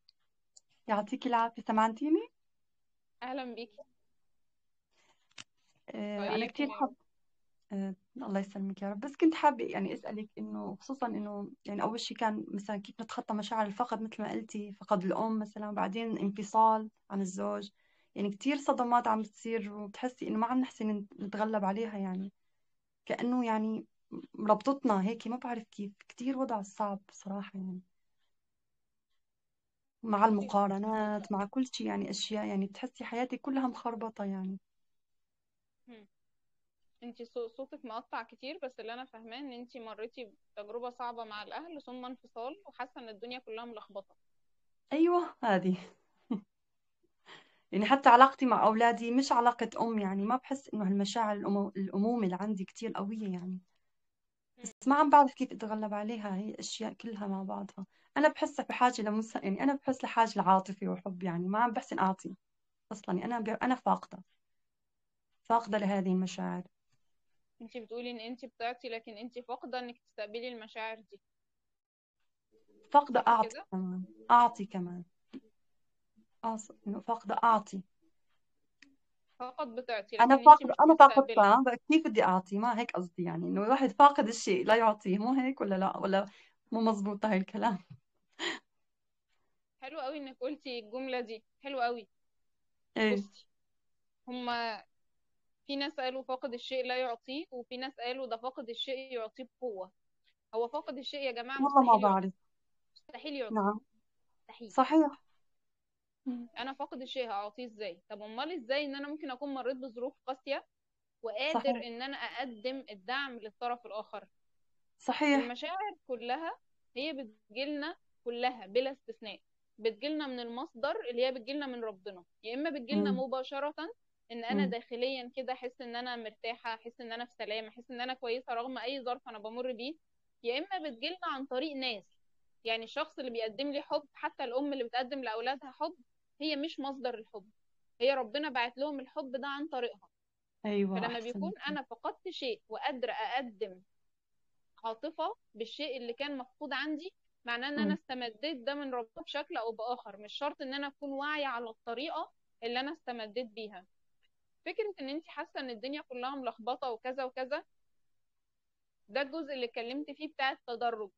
ان دلوقتي انا صح. بفكر ايه اكبر واتقل واغلس حاجة في الوضع اللي انا فيه ده، ايه اكبر عقبة. لان لما مش اول عقبة، لما اكبر عقبة بتتشال اول واحدة، ايه اللي بيحصل؟ مش هقولك الباقي بيبقى سهل، انت بتبقي اقوى. انت كده كده بقيتي اقوى. الموضوع عامل زي ما يكون انت طالعه سلم وشايله مثلا اوزان كتير، الوزن ده 50 كيلو انت معلقاه في رقبتك كده، وشايله هنا 10 وهنا 10 وهنا 20 وهنا 20، بفرض ان هنقدر نطلع يعني. ففي حد قال لك ايه ده؟ طب فين اتقل حاجه في اللي انت شايلاه ده؟ ال 50 دي، هاتي ال 50 كيلو دي وبعد كده اطلعي. انت هنا وانت طالعه الاوزان دي هي ما خفتش، ال 20 هو 20 وال 10 هو 10، بس انت بقيتي اقوى لان انت شلتي الكارثه الكبيره رميتيها من عليك. صحيح والله. في الحاله دي ضروري ان انت تكوني عارفه ان انت مهمه، انت مهمه جدا وانت تستحقي. لان الام لما بتقدم لاولادها نموذج، ان الام ان انا ام سعيده، او ان انا ام متزنه، او ان انا ما بستخسرش في نفسي، انت كده مش بس بتكوني بتخدميهم، انت بتكوني بتعلميهم ان لما يبقوا امهات واباء يتصرفوا بهذا الشكل. يعني مثلا لو انا عفوا دلوقتي بس مثلا ام. دكتورة، اتفضلي. دكتور بس بحس انه الوقت اتأخر علي، يعني اولادي كبروا، ما بعرف كيف، بحس انه انا كيف بدي اتدارك الامور يعني. يعني صوتك بيقطع قوي، معلش عيدي تاني. عم بقول لك انه بحس انه الوقت اتأخر، يعني ما بعرف انه انا يعني كيف بدي اتدارك الامور، وحتى انه اولادي كبروا، مثلا اولادي هلا صاروا كبار مناح يعني، انا كيف بدي ولادك اتدارك كل عندهم هال كام سنه؟ 18 و14 مم. طيب هو انت باين من صوتك صغير كتير، انا تخيلتهم اصغر من كده. بس خليني اقولك انه الابناء في كل مرحله هم محتاجين الام. يعني ايه؟ يعني مش مثلا وانا صغيره انا كنت محتاجاها وما كبرت ما بقتش محتاجاها، لا، بيفضل الاحتياج موجود. يعني هم حتى في المرحله دي تقدري ان انت تبني علاقه جديده معاهم، تقدري ان انت تبني علاقه افضل معاهم، بان انت تشوفي هم محتاجين ايه في المرحله دي. لان الفخ اللي بيقع فيه الامهات والاباء انهم عارفين مرحله الطفوله ممكن اعمل ايه مع الطفل، عارفين ان انا في المرحله دي باكله بشربه، بنيمه، انا ام كويسه فبلعبه وبلعب معاه. كبر شويه مش فاهم المفروض اعمله ايه دلوقتي، ما الحاجات اللي كنت بعملها له هو مش عايزها، هو عايز بقى ياكل على هواه ويلبس على هواه. طب انا لازمتي ايه؟ لا، ليك لازمه وليك اهميه يعني عميقه جدا. تقدري ان انت الصراحة هم دلوقتي دكتورة أنا محتاجين لك بحس، اصلا. الصراحة بحسهم هني عندهم حنونين علي أكثر من أنا حنونة عليهم، ما بعرف ليش. مع إنه عندهم أنا ايه؟ ما أنا من وقت ما كانوا صغار ما كنت يعني مثل هالأم، يعني إنه أولادي، يعني كنا وقت كنت في سوريا أخوة، يعني الناس هي ساعدتني في أولادي، أهلي ومثلا بيت جدهم وهيك، عرفتي؟ يعني ما كنت أنا المسؤولة عنهم أكثر شيء، لأنه كان عندي وضع نفسي وكذا وكآبة وهيك يعني، فما قمت بواجبي وبحس بالذنب هلأ كثير يعني. بس بدي أتدارك الأمور، ما عم بعرف، حسيت إنه الوقت متأخر علي، ما بعرف ليش. دايما في قاعده كده بقولها لنفسي: ان تصل متاخرا خير من الا تصل. معك حق، صحيح. معك حق. يعني في بنت كانت بتتعالج معايا، كان عمرها كام سنه، كان عمرها تقريبا 23 سنة. كانت بتقولي انا لحد دلوقتي بحاول مع مامتها. تقولي انا لحد مم. دلوقتي بحاول، عارفة هي لو حبتني انا هسامحها على كل حاجة. البنت انا كانت بتقول مشكلتي كده. مشكلتي هلا بالاكبر عقبه مع ابني الكبير، يعني مشاعري تجاهه معدومه طابل يعني. ما عم بعرف شو القصه عم مشاعرك تجاههم ايه؟ الابن الكبير لانه هو ربي مع ناس تانيين، يعني مع بيت جده ومع بيت عمه، فكان مفصول عني شوي. بعدين يعني رجعنا لتمينا وجينا عند ابوه لهون على بريطانيا. مم. فمشاعري ما كتير تجاهه، يعني ما عم بحسن، والله ما عم بحسن، ما عم بعرف شو السبب. في طب حاجز ما يمكن كتير يكون بكون. الموضوع برنامج في دماغك انت. يعني ممكن يكون انت اللي في دماغك ما دام بعاد عني يبقى ما بيحبونيش، ما دام ما ما تربوش انا معايا مو بما عرفانه. يكفي يبقى ما بيحبونيش. ممكن يكون الموضوع مجرد فكرة في عقلك بس. انت انا مو اولا واخيرا عرفانه. انت امهم. انا على طول بسأل نفسي ليش ما عم بفهم، في حاجز قوي كتير يعني. ما بحسن اقرب على ابني كتير، ما بحسن احكي معه فيس تو فيس او وجه للوجه. ما بعرف، بحس في كتير هيك حواجز، ما بعرف شو القصة صراحة. شو هي السبب؟ انت انت يا ريت انت بتبقي تفهميني مش الشغلة عارفة صعبة. تتكلمي فهميني. معاهم كتير، بتقولي كده انت بتبقي مش عارفة تتكلمي معاهم كتير، حاسة نفسك بعيدة عنهم. ايوه ايوه، صح. انت اللي فاصلك عنهم شعور الذنب، حاسة كأن انت ما تستاهليش قربهم. حاسة يمكن. ان انا مش الام الحلوة اللي تستاهل انهم يبقوا قريبين منها، مظبوط. يمكن والله. انت متخيله ان انت ممكن تكوني بتفكري كده وبناء عليه بتبعدي نفسك عنهم في الوقت اللي هم محتاجين لك فيه، وبيفكروا ان انت ما بتحبيهمش فعشان كده انت بعيده عنهم. يعني انتوا الاتنين عايزين بعض، وانت عماله تاخدي نفسك على جنب وهم ياخدوا نفسهم على جنب. يعني بحس مرة ابني قال لي إنه إذا أبوه تزوج بدي يجي لعندي، لأنه هو عم يدرس عم يشتغل، قاعد عند أبوه هلا مشان مدرسته.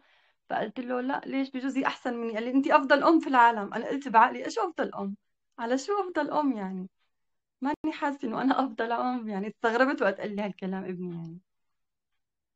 انت بتقولي هو كان عايز يجي لعندك وانت قلتي له ايه؟ لا، هو عم بيقول لي إنه أنت أفضل أم في العالم، بس أنا ما حس يعني، ما كنت أقول له على إيش؟ ليش أنا أفضل أم؟ ماني أفضل أم، بالعكس أنا أسوأ أم. يعني ما بحس إنه. يعني انت بتتكلمي بوضوح عن الصوره الذاتيه، ان انت واخده عن نفسك صوره ان انت مش كويس، ان انت مش كفايه. ايه، انا ما قمت بواجبي مع اولادي واعطيتهم الحب والحنان. ومع ذلك انت ما قمتيش بواجبك من وجهة نظرك، مع ذلك هم شايفين ان انت ام كويسه. انا شفت اباء وامهات بيقولوا لي احنا قطعنا نفسنا عشان ولادنا. هم اللي قطعوا نفسهم ولا حاجه، هم متخيلين كده، لكن هم فعليا دمروا ولادهم. مم. لكن انت شايفه نفسك كده، يعني ابنك نفسه، ما انت هنا. ما ده اللي بنقول فيه، ان انت بتيجي تسمعي عن نفسك كلمه حلوه تشككي فيها. لا انا مش ايه، ام كويسه ولا حاجه. وقت قلتي هاي النقطة كأنك عم تحكي عني فعلا. ايه. يعني زي ما اكون، لكن لو هو جه قال لك انت ام وحشه هتصدقيه في ثانيه. لأنه هاي مش الحقيقة. هاي الحقيقة. ما ده بصي يعني تقريبا المحاضرة يعني هي عنك تقريبا. لا مش ايه مش ايه، دي عن جد الحقيقة. عن جد، ايه والله. انت واخدة صح. الموضوع ان هو ده الحقيقة. ما انا ده اللي انا قلته، ان انا مش بقول ايه ده، انا بيقولوا عليا بيقولوا عليا ان انا فاشلة فانا خدت الصورة. لا بس انا اصلا بس معتقدة ان انا دكتورة كده. العبير، عفوا دكتورة عبير، بس هذا الواقع. يعني انت اذا رجعت لماضيي انا، انه انا اولادي يعني ممكن ام مثل باقي الامهات، صح ولا لا؟ يعني هاي الواقع. انت ما كنتيش الام اللي في دماغك، لا، مش ما مش كنتيش الام دماغي، لا. الكويسة. لا، في فرق. مش في دماغي انا، يعني قصدي انه بشكل طبيعي النورمال، يعني الام النورمال، يعني انه تحضن اولادها. انا ببقى كنت يعني، بس كان وضعي كثير نفسي صعب يعني. وكل واحد كل واحد من اولادي راحوا بمكان، عرفتي يعني. ف ما بعرف شو بدي احكي لك، يعني هو ماضي كثير سيء كان يعني. طيب اذا انت مهتمة انك تتصالحي مع الماضي بتاعك ومهتمة ان انت تتحرري من الحاجات دي، تواصلي معايا بعد ما خلص. ان شاء الله. ايه. ان شاء الله. بس كيف شكرا كيف ليكي اتواصل؟ لمشاركتك. كيف اتواصل معك؟ عن طريق انا كده القناة؟ كده سايبه لكم الاكونت بتاع الفيسبوك والانستجرام، ممكن تبعتي لي رساله عليهم. هسيب لكم رقم الموبايل بتاعي، ممكن تبعتي لي على الواتساب. يا ريت والله. اهلا بيكي وشكرا ان انت اول واحده تشاركي. حد حابب يشارك تاني؟ شكرا كثير. عفوا.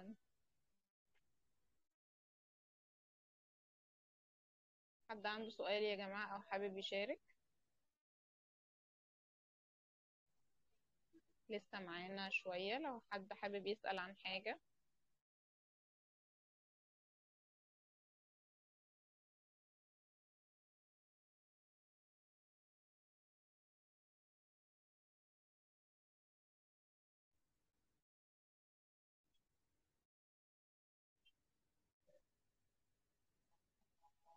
مم.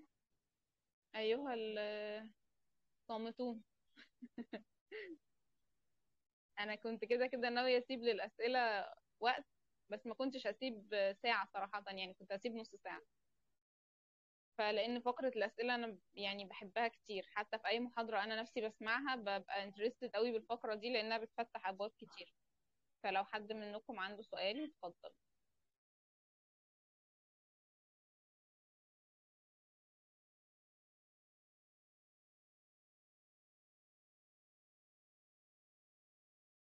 دقيقتين وهنختم اللايف بتاعنا لو محدش سأل. فاللي عنده سؤال اتفضل، أهلا بك.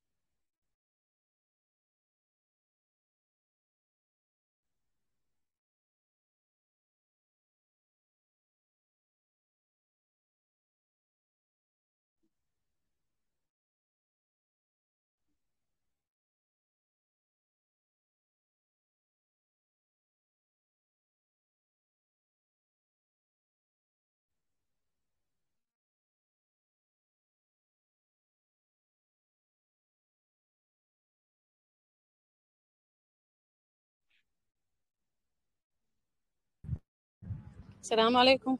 عليكم السلام ورحمة الله وبركاته، أهلا بيكي. أهلا، السلام عليكم، يعطيكم العافية. أهلا بيكي، كل سنة وأنت طيبة. الله يسلمكم، الله يحفظكم يا رب. معلش أنا ما قدرت أسمع المحاضرة كاملة، بس كان في نقاط في حالة العصبية لما تكلمتي عنها. أبغى يعني مثلا طريقة التعامل مع بنتي، يعني على طول لما أني أطلب منها شيء هي ترفع نبرة صوتها، أنا أرفع نبرة صوتي. الحدة بيننا ثنتين قوية جدا. فهل شنو النقاط حتى أقدر أنزل أنا يمكن نبرة صوتي حتى هي تهدأ، نهدي بالطرفين. ما أدري وصلت لك أو لا. أنا بحاول أسمع، مش عارفة تقطيع الصوت ده المشكلة عندي ولا عندك. إيه لا أنا يمكن أيوة حتى صوتك مرة بعيد. أنا مش عارفة، استأذنك يا كمال لو سامعها كويس ممكن تقولي قالت إيه، لو ممكن يكون مشكلة عندنا يعني عشان كده مش سامعة كويس. هو انا بالنسبه لي الصوت واضح، هو بعيد شويه ليكوا انتوا الاتنين او الكل اللي اتكلموا، بس هو واضح بالنسبه لي. مش عارفة يمكن مشكلة عندنا. إيه جايز، صوتك أنت مرة واطي. مش عارفة يمكن عشان الفرح أو الحاجة اللي شغالة بره دي، مش عارفة هي افتتاح إيه الله يحفظكم يا رب. وأنا طيب بعد مم. قاعدة في معلش الحديقة. استأذنك قولي مرة كمان، طيب قولي مرة كمان يمكن شوفي أسمعك. سؤالي هو أنا طبعا بداية المحاضرة ما سمعتها، بس في النهاية كأنك تكلمتي عن نقطة حالة الغضب.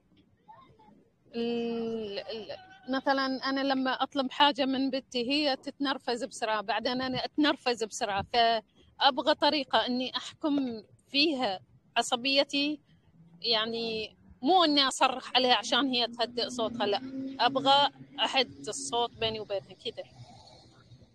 ما طيب أدري وصلت لك أو لا. وصل فجاوب على اللي أنا سمعته. بصي، أوكي، لأن صوتك مرة بعيد. هو الغضب عموما مش عاطفة أولى، الغضب عاطفة تانية. يعني إيه؟ يعني الغضب بيكون وراه خوف أو رفض أو حزن. فالغضب مش هو العاطفة اللي على الوش، فأنت هنا محتاجة تراقبي الفكرة اللي بتجيلك إيه وقت ما أنت تطلبي منها حاجة وهي ترفض. هل بيجيلك فكرة أنا مش مقدرة، أنا مش مسموعة، أنا مش أم ليا احترام وليا هيبة؟ في فكرة طيب. من دول بتيجي تلعب في دماغك، مم. انت ايوه، ايه من دول حسيتيه لمس حاجة عندك؟ احيانا ثلاثة، احيانا نقطتين، ثلاثة. يعني تتفاوت. اه احيانا ثلاثة، احيانا نقطتين زي ما قلتي. فانت هنا بتبقي محتاجة تتعاملي، مش تتعاملي مع الغضب بس. ممكن مع الغضب هقولك مثلا تقدري تاخدي نفس عميق وتطلعيه وتردي بعد 10 ثواني. يعني انا هطلع رد فعل دلوقتي، لا انا هاخد نفس عميق واطلعه واعد من 10 ل0. ده هيخليني يعني نوعا ما افصل عن رد الفعل اللي انا هطلعه، فمش بيطلع بنفس الحده. لكن عشان تحلي الموضوع من جذوره محتاجه تعرفي ايه الشعور اللي ورا الغضب اصلا.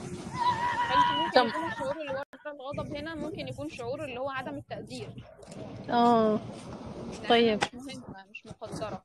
فده اللي اه انت محتاجه تشتغلي عليه. محتاجه ان انت تشوفي قيمتك، ان انت كده كده مقدره، كده كده مهمه. دان هي سمعت الكلام او ما سمعتوش، هي ممكن تكون ما بتسمعش الكلام او ما عملتش طلبت عشان هي مش اوت اوف مود، يعني هي مش فايقه، هي ايه زهقانه، صحيح، هي مش عايزه تعمل حاجه دلوقتي. ايه ده ملوش صحيح، ايه. علاقه بان انت مقدره ابدا. الموضوع عامل بالظبط زي ما يكون انا جبت خاتم مثلا ذهب او سوليتير وبقدمهولك وانت مش عايزاه دلوقتي. هل ده معناه ان الخاتم ده فقد قيمته، يعني ما بقاش ذهب؟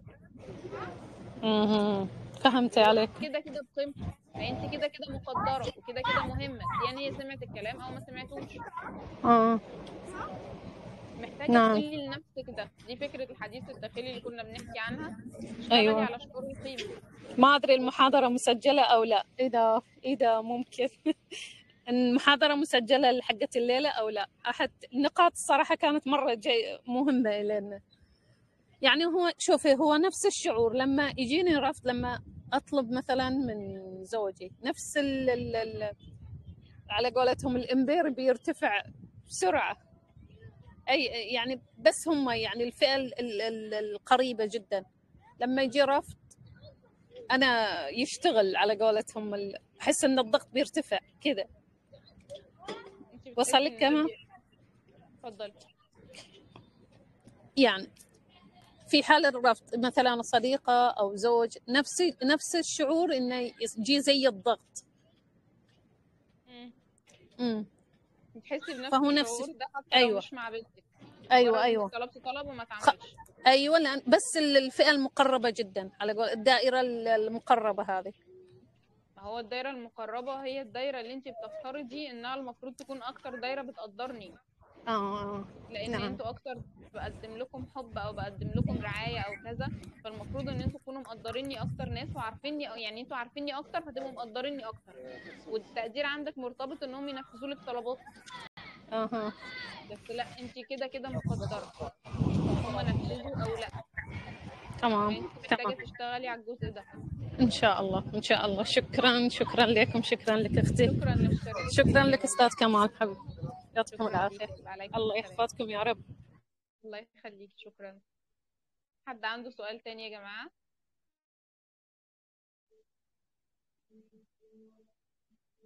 معانا دقيقه لو في سؤال تاني. اتفضلي استاذه نهال، اتفضلي دوسي على المايك واتكلمي. آسفة. أوكي، السلام عليكم. عليكم السلام ورحمه الله وبركاته.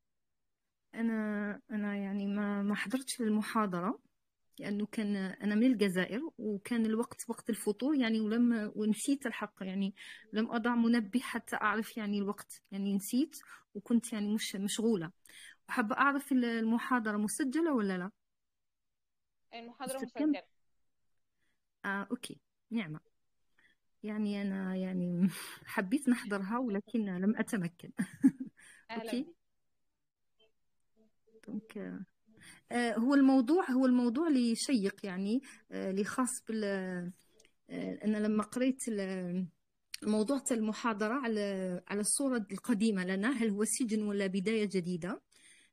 هذه يعني كتير يعني أثارت في شوق أنه أحضر للمحاضرة كتير على على الصورة القديمة. أوكي، لأنه أنا عانيت كتير من صورتي القديمة، لأني أنا كنت كتير، كانت صورتي القديمة غير مقبولة لي. أوكي، كنت غير متقبلتها. أوكي، ومع الوقت ومع يعني الدورات ومع واشتغلت على نفسي كتير.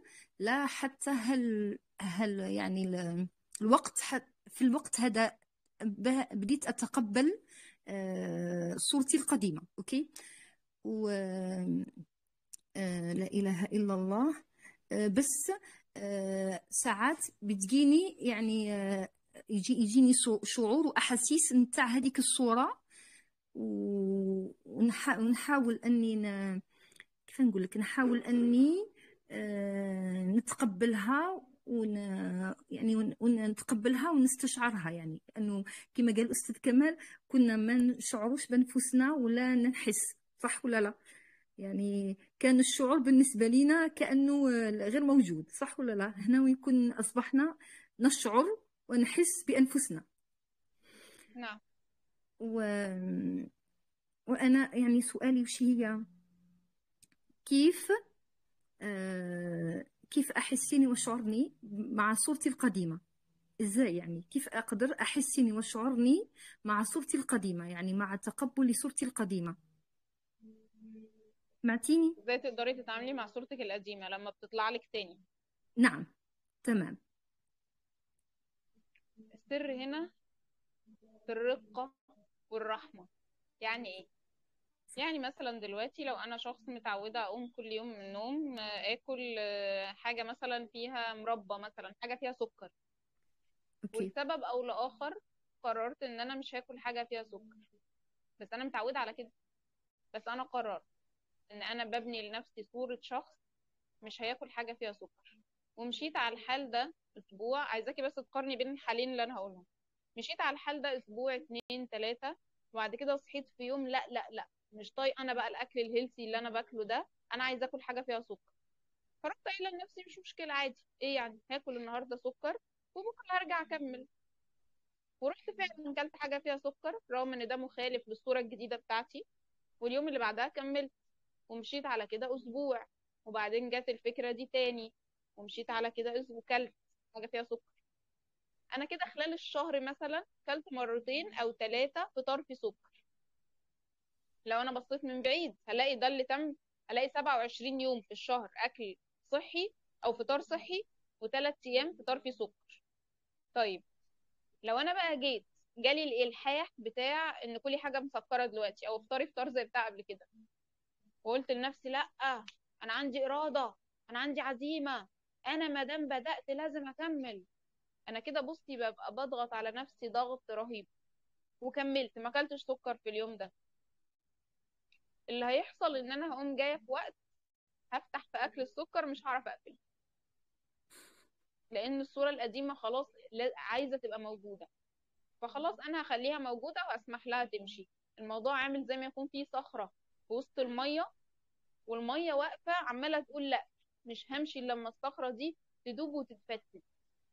شوفي الميه دي يعني هتهدر قد ايه وهتهلك قد ايه لو هي بتشعر، يعني لحد ما تبدا تفتت الصخر على مدار سنين بقى ولا حاجه. لكن لو الميه دي اوكي، صخره موجوده في النهر، فانا هدور حواليها وهكمل. فلما الصوره القديمه تطلع تاني بنقول لها شكرا وبنسمح لها شويه تكون موجوده، مش مشكله. اصل احنا يا جماعه مش بينفع نبقى في حال ايجابي طول الوقت، ده ضد طبيعتنا كبشر. يعني اقول لكم على حاجه، اكتر الناس، مثال يعني مش لطيف قوي بس خليني اقوله، اكثر الناس نظافه، اكتر شخص ذكر او انثى تعرفيها نظيفه جدا، هي بيجي لها وقت تبقى محتاجه تبقى نظيفه دلوقتي. يعني احنا اصلا مصممين ان احنا نبقى في احوال، مش هينفع ابقى في حال كده طول الوقت، مش هينفع. فلما الصوره القديمه تطلع لك انت بتتعاملي معاها برحمه وبتتعاملي معاها باناقه، يعني اللي هو ايه، اوكي بس ماشي، طب ده انا عملت كده النهارده وبكره ما قدرتش برضو. بصي على نفسك من بعيد، انا خلال شهر ايه اللي تم، خلال 20 يوم، خلال 30، خلال 40. يعني ما تمسكيش في وقعة واحدة وتكبريها. ولو انت كل حاجة عندك بقى بتحبي انها تبقى مثالية وما فيهاش غلطة، والموضوع ده مسيطر على حياتك تماما، الموضوع ده يعني عامل لك قفلة جامدة، لو كان بس مش قصة الصورة، لو كان ده سيستم حياة عندك، لو اشتركتي معايا في برنامج التشافي بالفن ده هيساعدك كتير، لانه بيعلمك تفكي الكنترول، ان لا عادي يعني تبقي متساهلة مع نفسك اكتر شوية. بتمنى اكون جاوبتك، ولو حاجة مش واضحة قوليلي. لا تمام تمام. كل اللي قلتيه أنا عايشاه في رمضان الآن، يعني كتير عايشاه في رمضان. لأنه كتير في رمضان أنا بحب يعني أكل سكر، وعم أحاول يعني أغير الشيء ده، يعني عم أحاول أغير الشيء أني أكل سكر كتير في رمضان. ويعني وعم أحس يعني سبحان الله، كيف نقول لك، مرارة في فمي، وعم أبحث عن هاي الشيء. ليه المرارة دي موجودة؟ عم أحس بحاجة مرورة في حلقي. أوكي، سمعتيني؟ انت بتحكي عن ان انت، هقولك اللي انا سمعته، يعني ان انت دلوقتي عايزة تتجنبي الاصطدام بتاع الصورة القديمة، لكن بتحسي ان ده صعب عليكي، صح كده؟ صح، إيه إيه، صح، إيه إيه.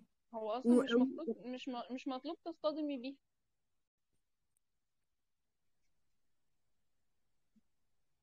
أعمل إزاي هقولك مال؟ إيه، نعم. هقولك الموضوع زي ايه، زي مثلا هي معودة اولادها يناموا بدري، كل يوم يناموا بدري كل يوم. جم في يوم: يا ماما عايزين نسهر النهارده. لا، ناموا بدري غصب عنكم. طيب، ابقي نايميهم بدري بقى في سن المراهقة، ابقي قابليني، ابقي نايميهم بدري وهم شباب، مش هيحصل. ليه؟ لان صح. العيال مكبوتين. لكن لو يا ماما بكره صباح اجازة هنسهر النهارده، مش مشكلة. احنا مش مطلوب مننا نصطدم. انا اللي انا حاساه من كلامك ان انت عايزة تفضلي ماشية على الخط على طول، صح؟ لا لا لا، مش ماشي على الخط على طول. آه، ماشي على الخط اللي أنا يكون فيها اسمه، نكون مليحة مع نفسي في الخط هذا، وما يكونش فيه صدام. و... والتغيير يكون، ونحاول نكون، كيف نقول لك، آه، نحاول نغير. والتغيير اللي بالنسبة لي شيء صعيب. التغيير فهمتيني؟ بالنسبة لك ايه؟ صعب. هو ده خط برضه؟ ده خط. هذا هو يعني ايه ده خط؟ يعني انا ايه ده. مثلا عايزة افضل اخد كورسز واطبقها على طول، طول الوقت باخد كورسز واطبقها. هو ده خط سلبي؟ مش سلبي، هو خط. بس احنا ضروري نخرج عن الخط ونرجع. اوكي انت هنا اوكي. لما بتيجي تخرجي بتحسي ان الدنيا باظت، ايه بتحسي والله. انه ازاي ده بيحصل، صح؟ صح. لا، ما انا عشان كده بقولك، يعني حاسه ان انت عايزه تمشي على الخط على طول. الخط هنا مش معناها ان حاجه سلبيه، لا. ده هي اي حاجه انا ماشيه فيها على طول. يعني ضروري ان احنا يكون من الروتين بتاعنا ان احنا نكسر الروتين. ليه؟ علشان ده ما بيخليناش نتصلب. يعني بيخلينا نحس بإنسانيتنا وبنكون أكثر رحمة. إني لما أنا بسمح لنفسي إني أخرج عن الخط وأرجع، أخرج عن المسار السليم وأرجع، ده بيخليني لما بشوف حد غلطان أو بيغلط بكون أكثر تسامحا ورحمة معاه، لأني أنا كمان ساعات بعمل كده. لكن لو أنا على طول مش عايش الحال الإنساني بتاعي، أنا ما ببقاش مرتاح في العمق، ما بتبقيش مرتاح. بدليل إن أنت لما تلاقي أي حد مكبر دماغه أو مستمتع بحياته أو بيتحرك براحته، بيبقى دمك محروق، تحسي إنه مش قد المسؤولية. مم. مظبوط. مظبوط. والعمل. فبتمنى أكون جاوبتك، ولو في حاجة مش واضحة اسأليني. لا لا، تمام تمام. قلت لك والعمل في الحالة هذه، والعمل. العمل في الحالة دي برضو بنرجع لحتة الحديث الداخلي، إن أنا دلوقتي جاي حاجة، الصورة القديمة جاية بتطلع، بسمح لها تكون موجودة، أيا كانت الصورة القديمة دي هي إيه. يعني أنت ماشية في تراك معين وفي صورة قديمة طلعت لك، مش مشكلة إنها تبقى موجودة مرة، الدنيا مش هتتهد. ما تقوليش لنفسك بقى إيه، أصل أنا لو فتحت الباب وعملت كذا هرجع أعمل كذا على طول. ده مجرد معتقد مش أكتر. أنا لو حاطة في بالي إن أنا كل يوم هقرأ كتاب، كل يوم كتاب صغير كتيب، وبعدين جيت في يوم ما قرأتش، ايه اللي حصل يعني؟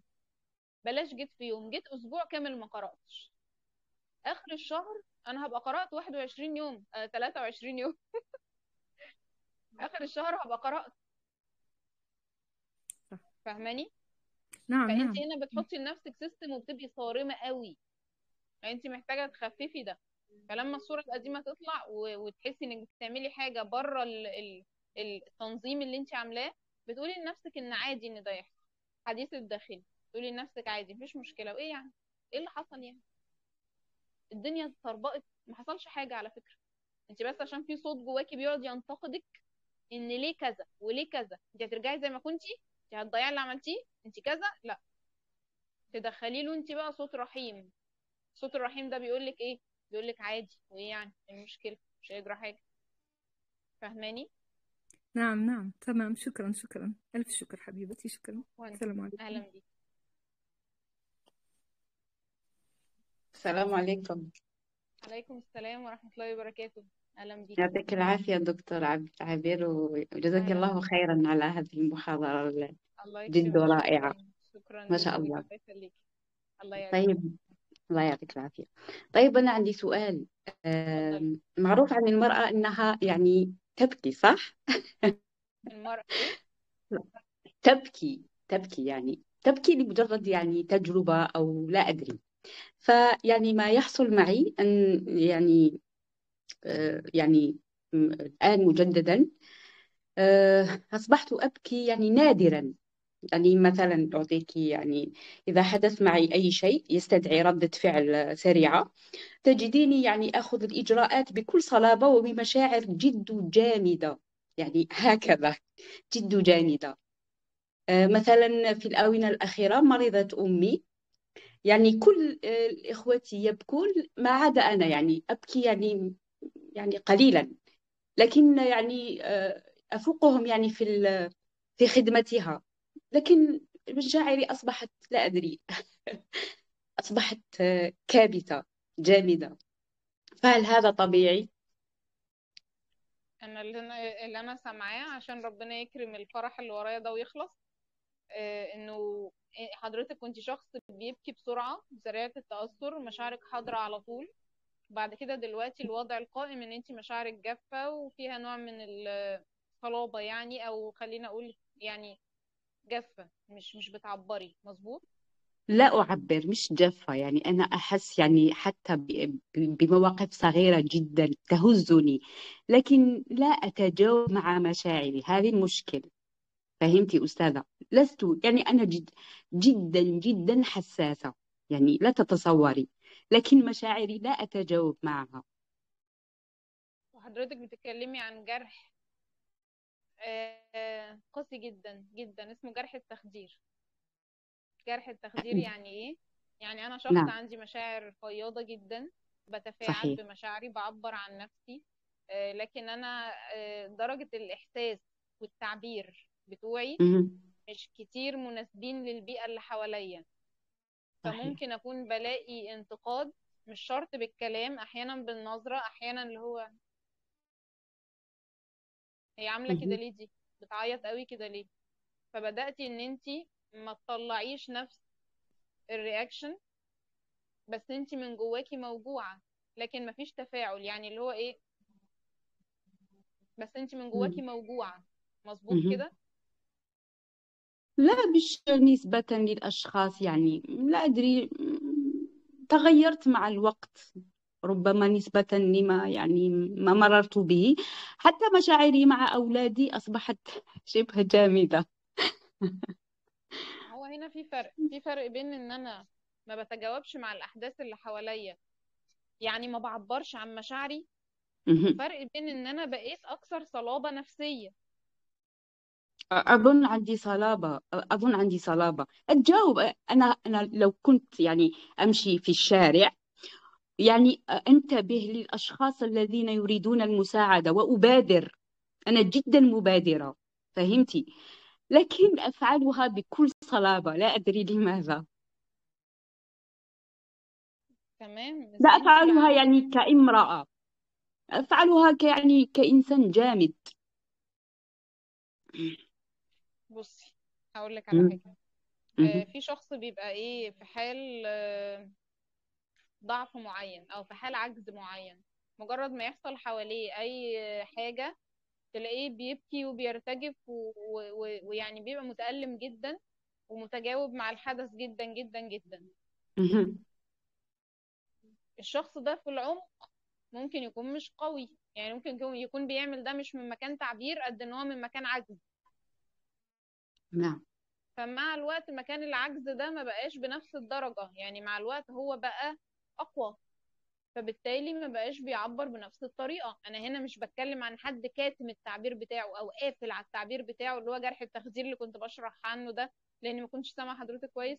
أنا هنا بتكلم عن حد هو كان عنده نوع من الضعف وأصبح عنده نوع من شعور القدرة، فلأنه مهم. متعود على نفسه وهو بيتخض وبيرتجف وكده وهلوع وخايف وكذا وكذا، لما بتيجي الصورة الجديدة بيبدأ يبقى مش فاهمها ويحس ان هو ايه، هو انا قلبي بقى جامد كده ليه؟ مهم. صحيح. الموضوع ملوش علاقة بان انت قلبك جامد، انت بقيت اكثر قدرة واكثر مرونة نفسية، انا بقيت مرن نفسيا اكتر، فقادر اتعامل صحيح. مع المعطيات. ده معناه ان انت بتتطوري، يعني ده معناه ان انت في حل كويس. مهم. فده مش نعم. جمودية قلب اللي هي جحود، يعني ما تخليش حد يتلاعب بيكي ويحسسك ان انت كده جحدة، لا، الموضوع مش كده. الموضوع ان انت بقيتي اكثر مرونة نفسية، فقادرة ان انت تتعاملي مع الاحداث اللي حواليكي. صحيح دكتورة، معناتها أنا مثلا إذا حدث يعني حدث لابني، فهمتي أستاذة؟ يعني تجديني لست مثل الشخص المرأة التي تبكي وتولوي، لست هكذا. يعني أبادر، يعني أفعل إجراءات يعني سريعا سريعا، هكذا أنا. فأرى نفسي غير طبيعية هو بسبب عشان يعني رفعت المرونة، لا أدري. مثلا ابني الصغير، تصوري أستاذة، ابني الصغير يعني كلموني من المدرسة، تقول للمعلمة أن ابنك يعني فقد الوعي، هكذا، تعالي فقد الوعي في عمره 8 سنين. فأنا والله لم يحدث لي شيء. تعجبت يعني من المعلمة كيف تتحدث مع أم بهذا يعني ذهبت مباشرة، قلت ماذا حدث؟ قال إنه يعني في طفل يعني عوره وسقط على رأسه وفقد الوعي. فتصوري أخذته لأعمل له أشعة على بكل يعني جمود. فقلت يعني امرأة في أخرى في مكاني ربما يصيبها السكر أو لهذا الخبر، أنا لم يصبني شيء. فهمتي؟ يعني أصبحت عندي مرونة عالية، وأنا أراها يعني غير طبيعي، لا أدري. هو هنا في فرق بين حاجتين حضرتك اللي تقدري تفرقي بينهم.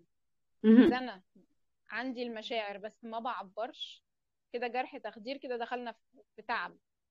او نعم. ان انا بقيت اكثر قدرة. هقولك الموضوع عامل زي ايه. تخيلي دلوقتي دكتور واقف في الطوارئ، طبيب واقف في طوارئ المستشفى، الطوارئ اللي بتستقبل حالات الطارئة، فجه هو مهم. اول مرة يقف في طوارئ في استقبال في حياته، فجاي له نعم. حالة بقى فيها جرح فيها كذا فيها كذا، مش عارف يعمل ايه، وراح صحيح. نادى السينيور الاكبر منه وبيجري وبيعمل وكذا وكذا. نفس الدكتور ده بعد سنة داخل عليه حالة طوارئ، بيقوم وبيتعامل معاها بس وهو قلبه هادي، لان هو هنا بقى اكثر قدرة، هنا بقى اكثر صلابة. فلو حضرتك الحال ده، يعني ده بيبقى مؤشر كويس مش وحش. طيب ربما يعني وجدت المثال دكتورة، لكن أنا أستعمل هذا يعني مشاعر طبيب مع أولادي في الحياة اليومية. ربما يمكن هذا يعني لو ده أسقطه في يبقى كويس. الحياة اليومية كويس، يعني هذا يعني زي شيء. زي مم. الام مثلا لما بيكون طفلها الاول لو وقع تقوم تجري، لا مش عارفه لا حصل ايه لا. تجري، حصل ايه، نعم. خلاص جت على الابن التاني ما بقتش كده، لان بقى في جزء جواها امن او بيشعر صحيح. بالقدره انها تقدر تتعامل. دي صحيح. حاجه صحيح. كويسه مش حاجه وحشه. بس احيانا المجتمع بيضغط علينا عشان نرجع زي الاول. تمام. يعني ففي الحاله دي ما تستجيبيش لان ساعات بيبقى الناس اللي حوالينا مش هين عليهم شويه يشوفوا شخص قوي، الموضوع طيب كده بيزعلهم كده أنا وشكله طبيعية دكتورة، طمنيني. بالظبط. فعلى وضعك يعني، عارفة زي ما انت، ما يهمكيش من حد. طيب تمام، شكرا. شكرا لمشاركتك الحلوة. جزاك الله خيرا، شكرا لك. وإياكم. حد عنده سؤال تاني يا جماعة؟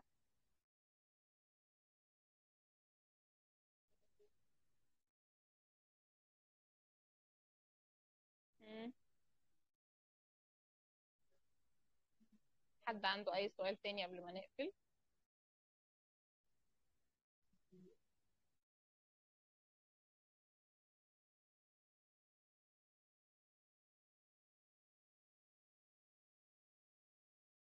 شكرا لكم جميعا. شكرا لكم جميعا. شكرا كوتش كمال انك سمحت لي بالفرصة الجميلة دي. وان شاء الله نلتقي مع بعض في مرات تانية احلى واجمل واكبر بكتير. بفكركم تاني، لو حد حابب يتعافى من الذكريات القاسية، او حد حابب يتعافى من حالة فقد بالوفاة او بالانفصال، او حد حابب يتعافى من المثالية والضغط بتاعها، تواصلوا معايا. واي حد حضر معانا المحاضرة هيكون له تسهيل في الدفع، واي حد من اهل الجروب برضه هيكون له عرض خاص. ونلتقي على خير إن شاء الله. السلام عليكم ورحمة الله وبركاته. كل سنة وانتم طيبين.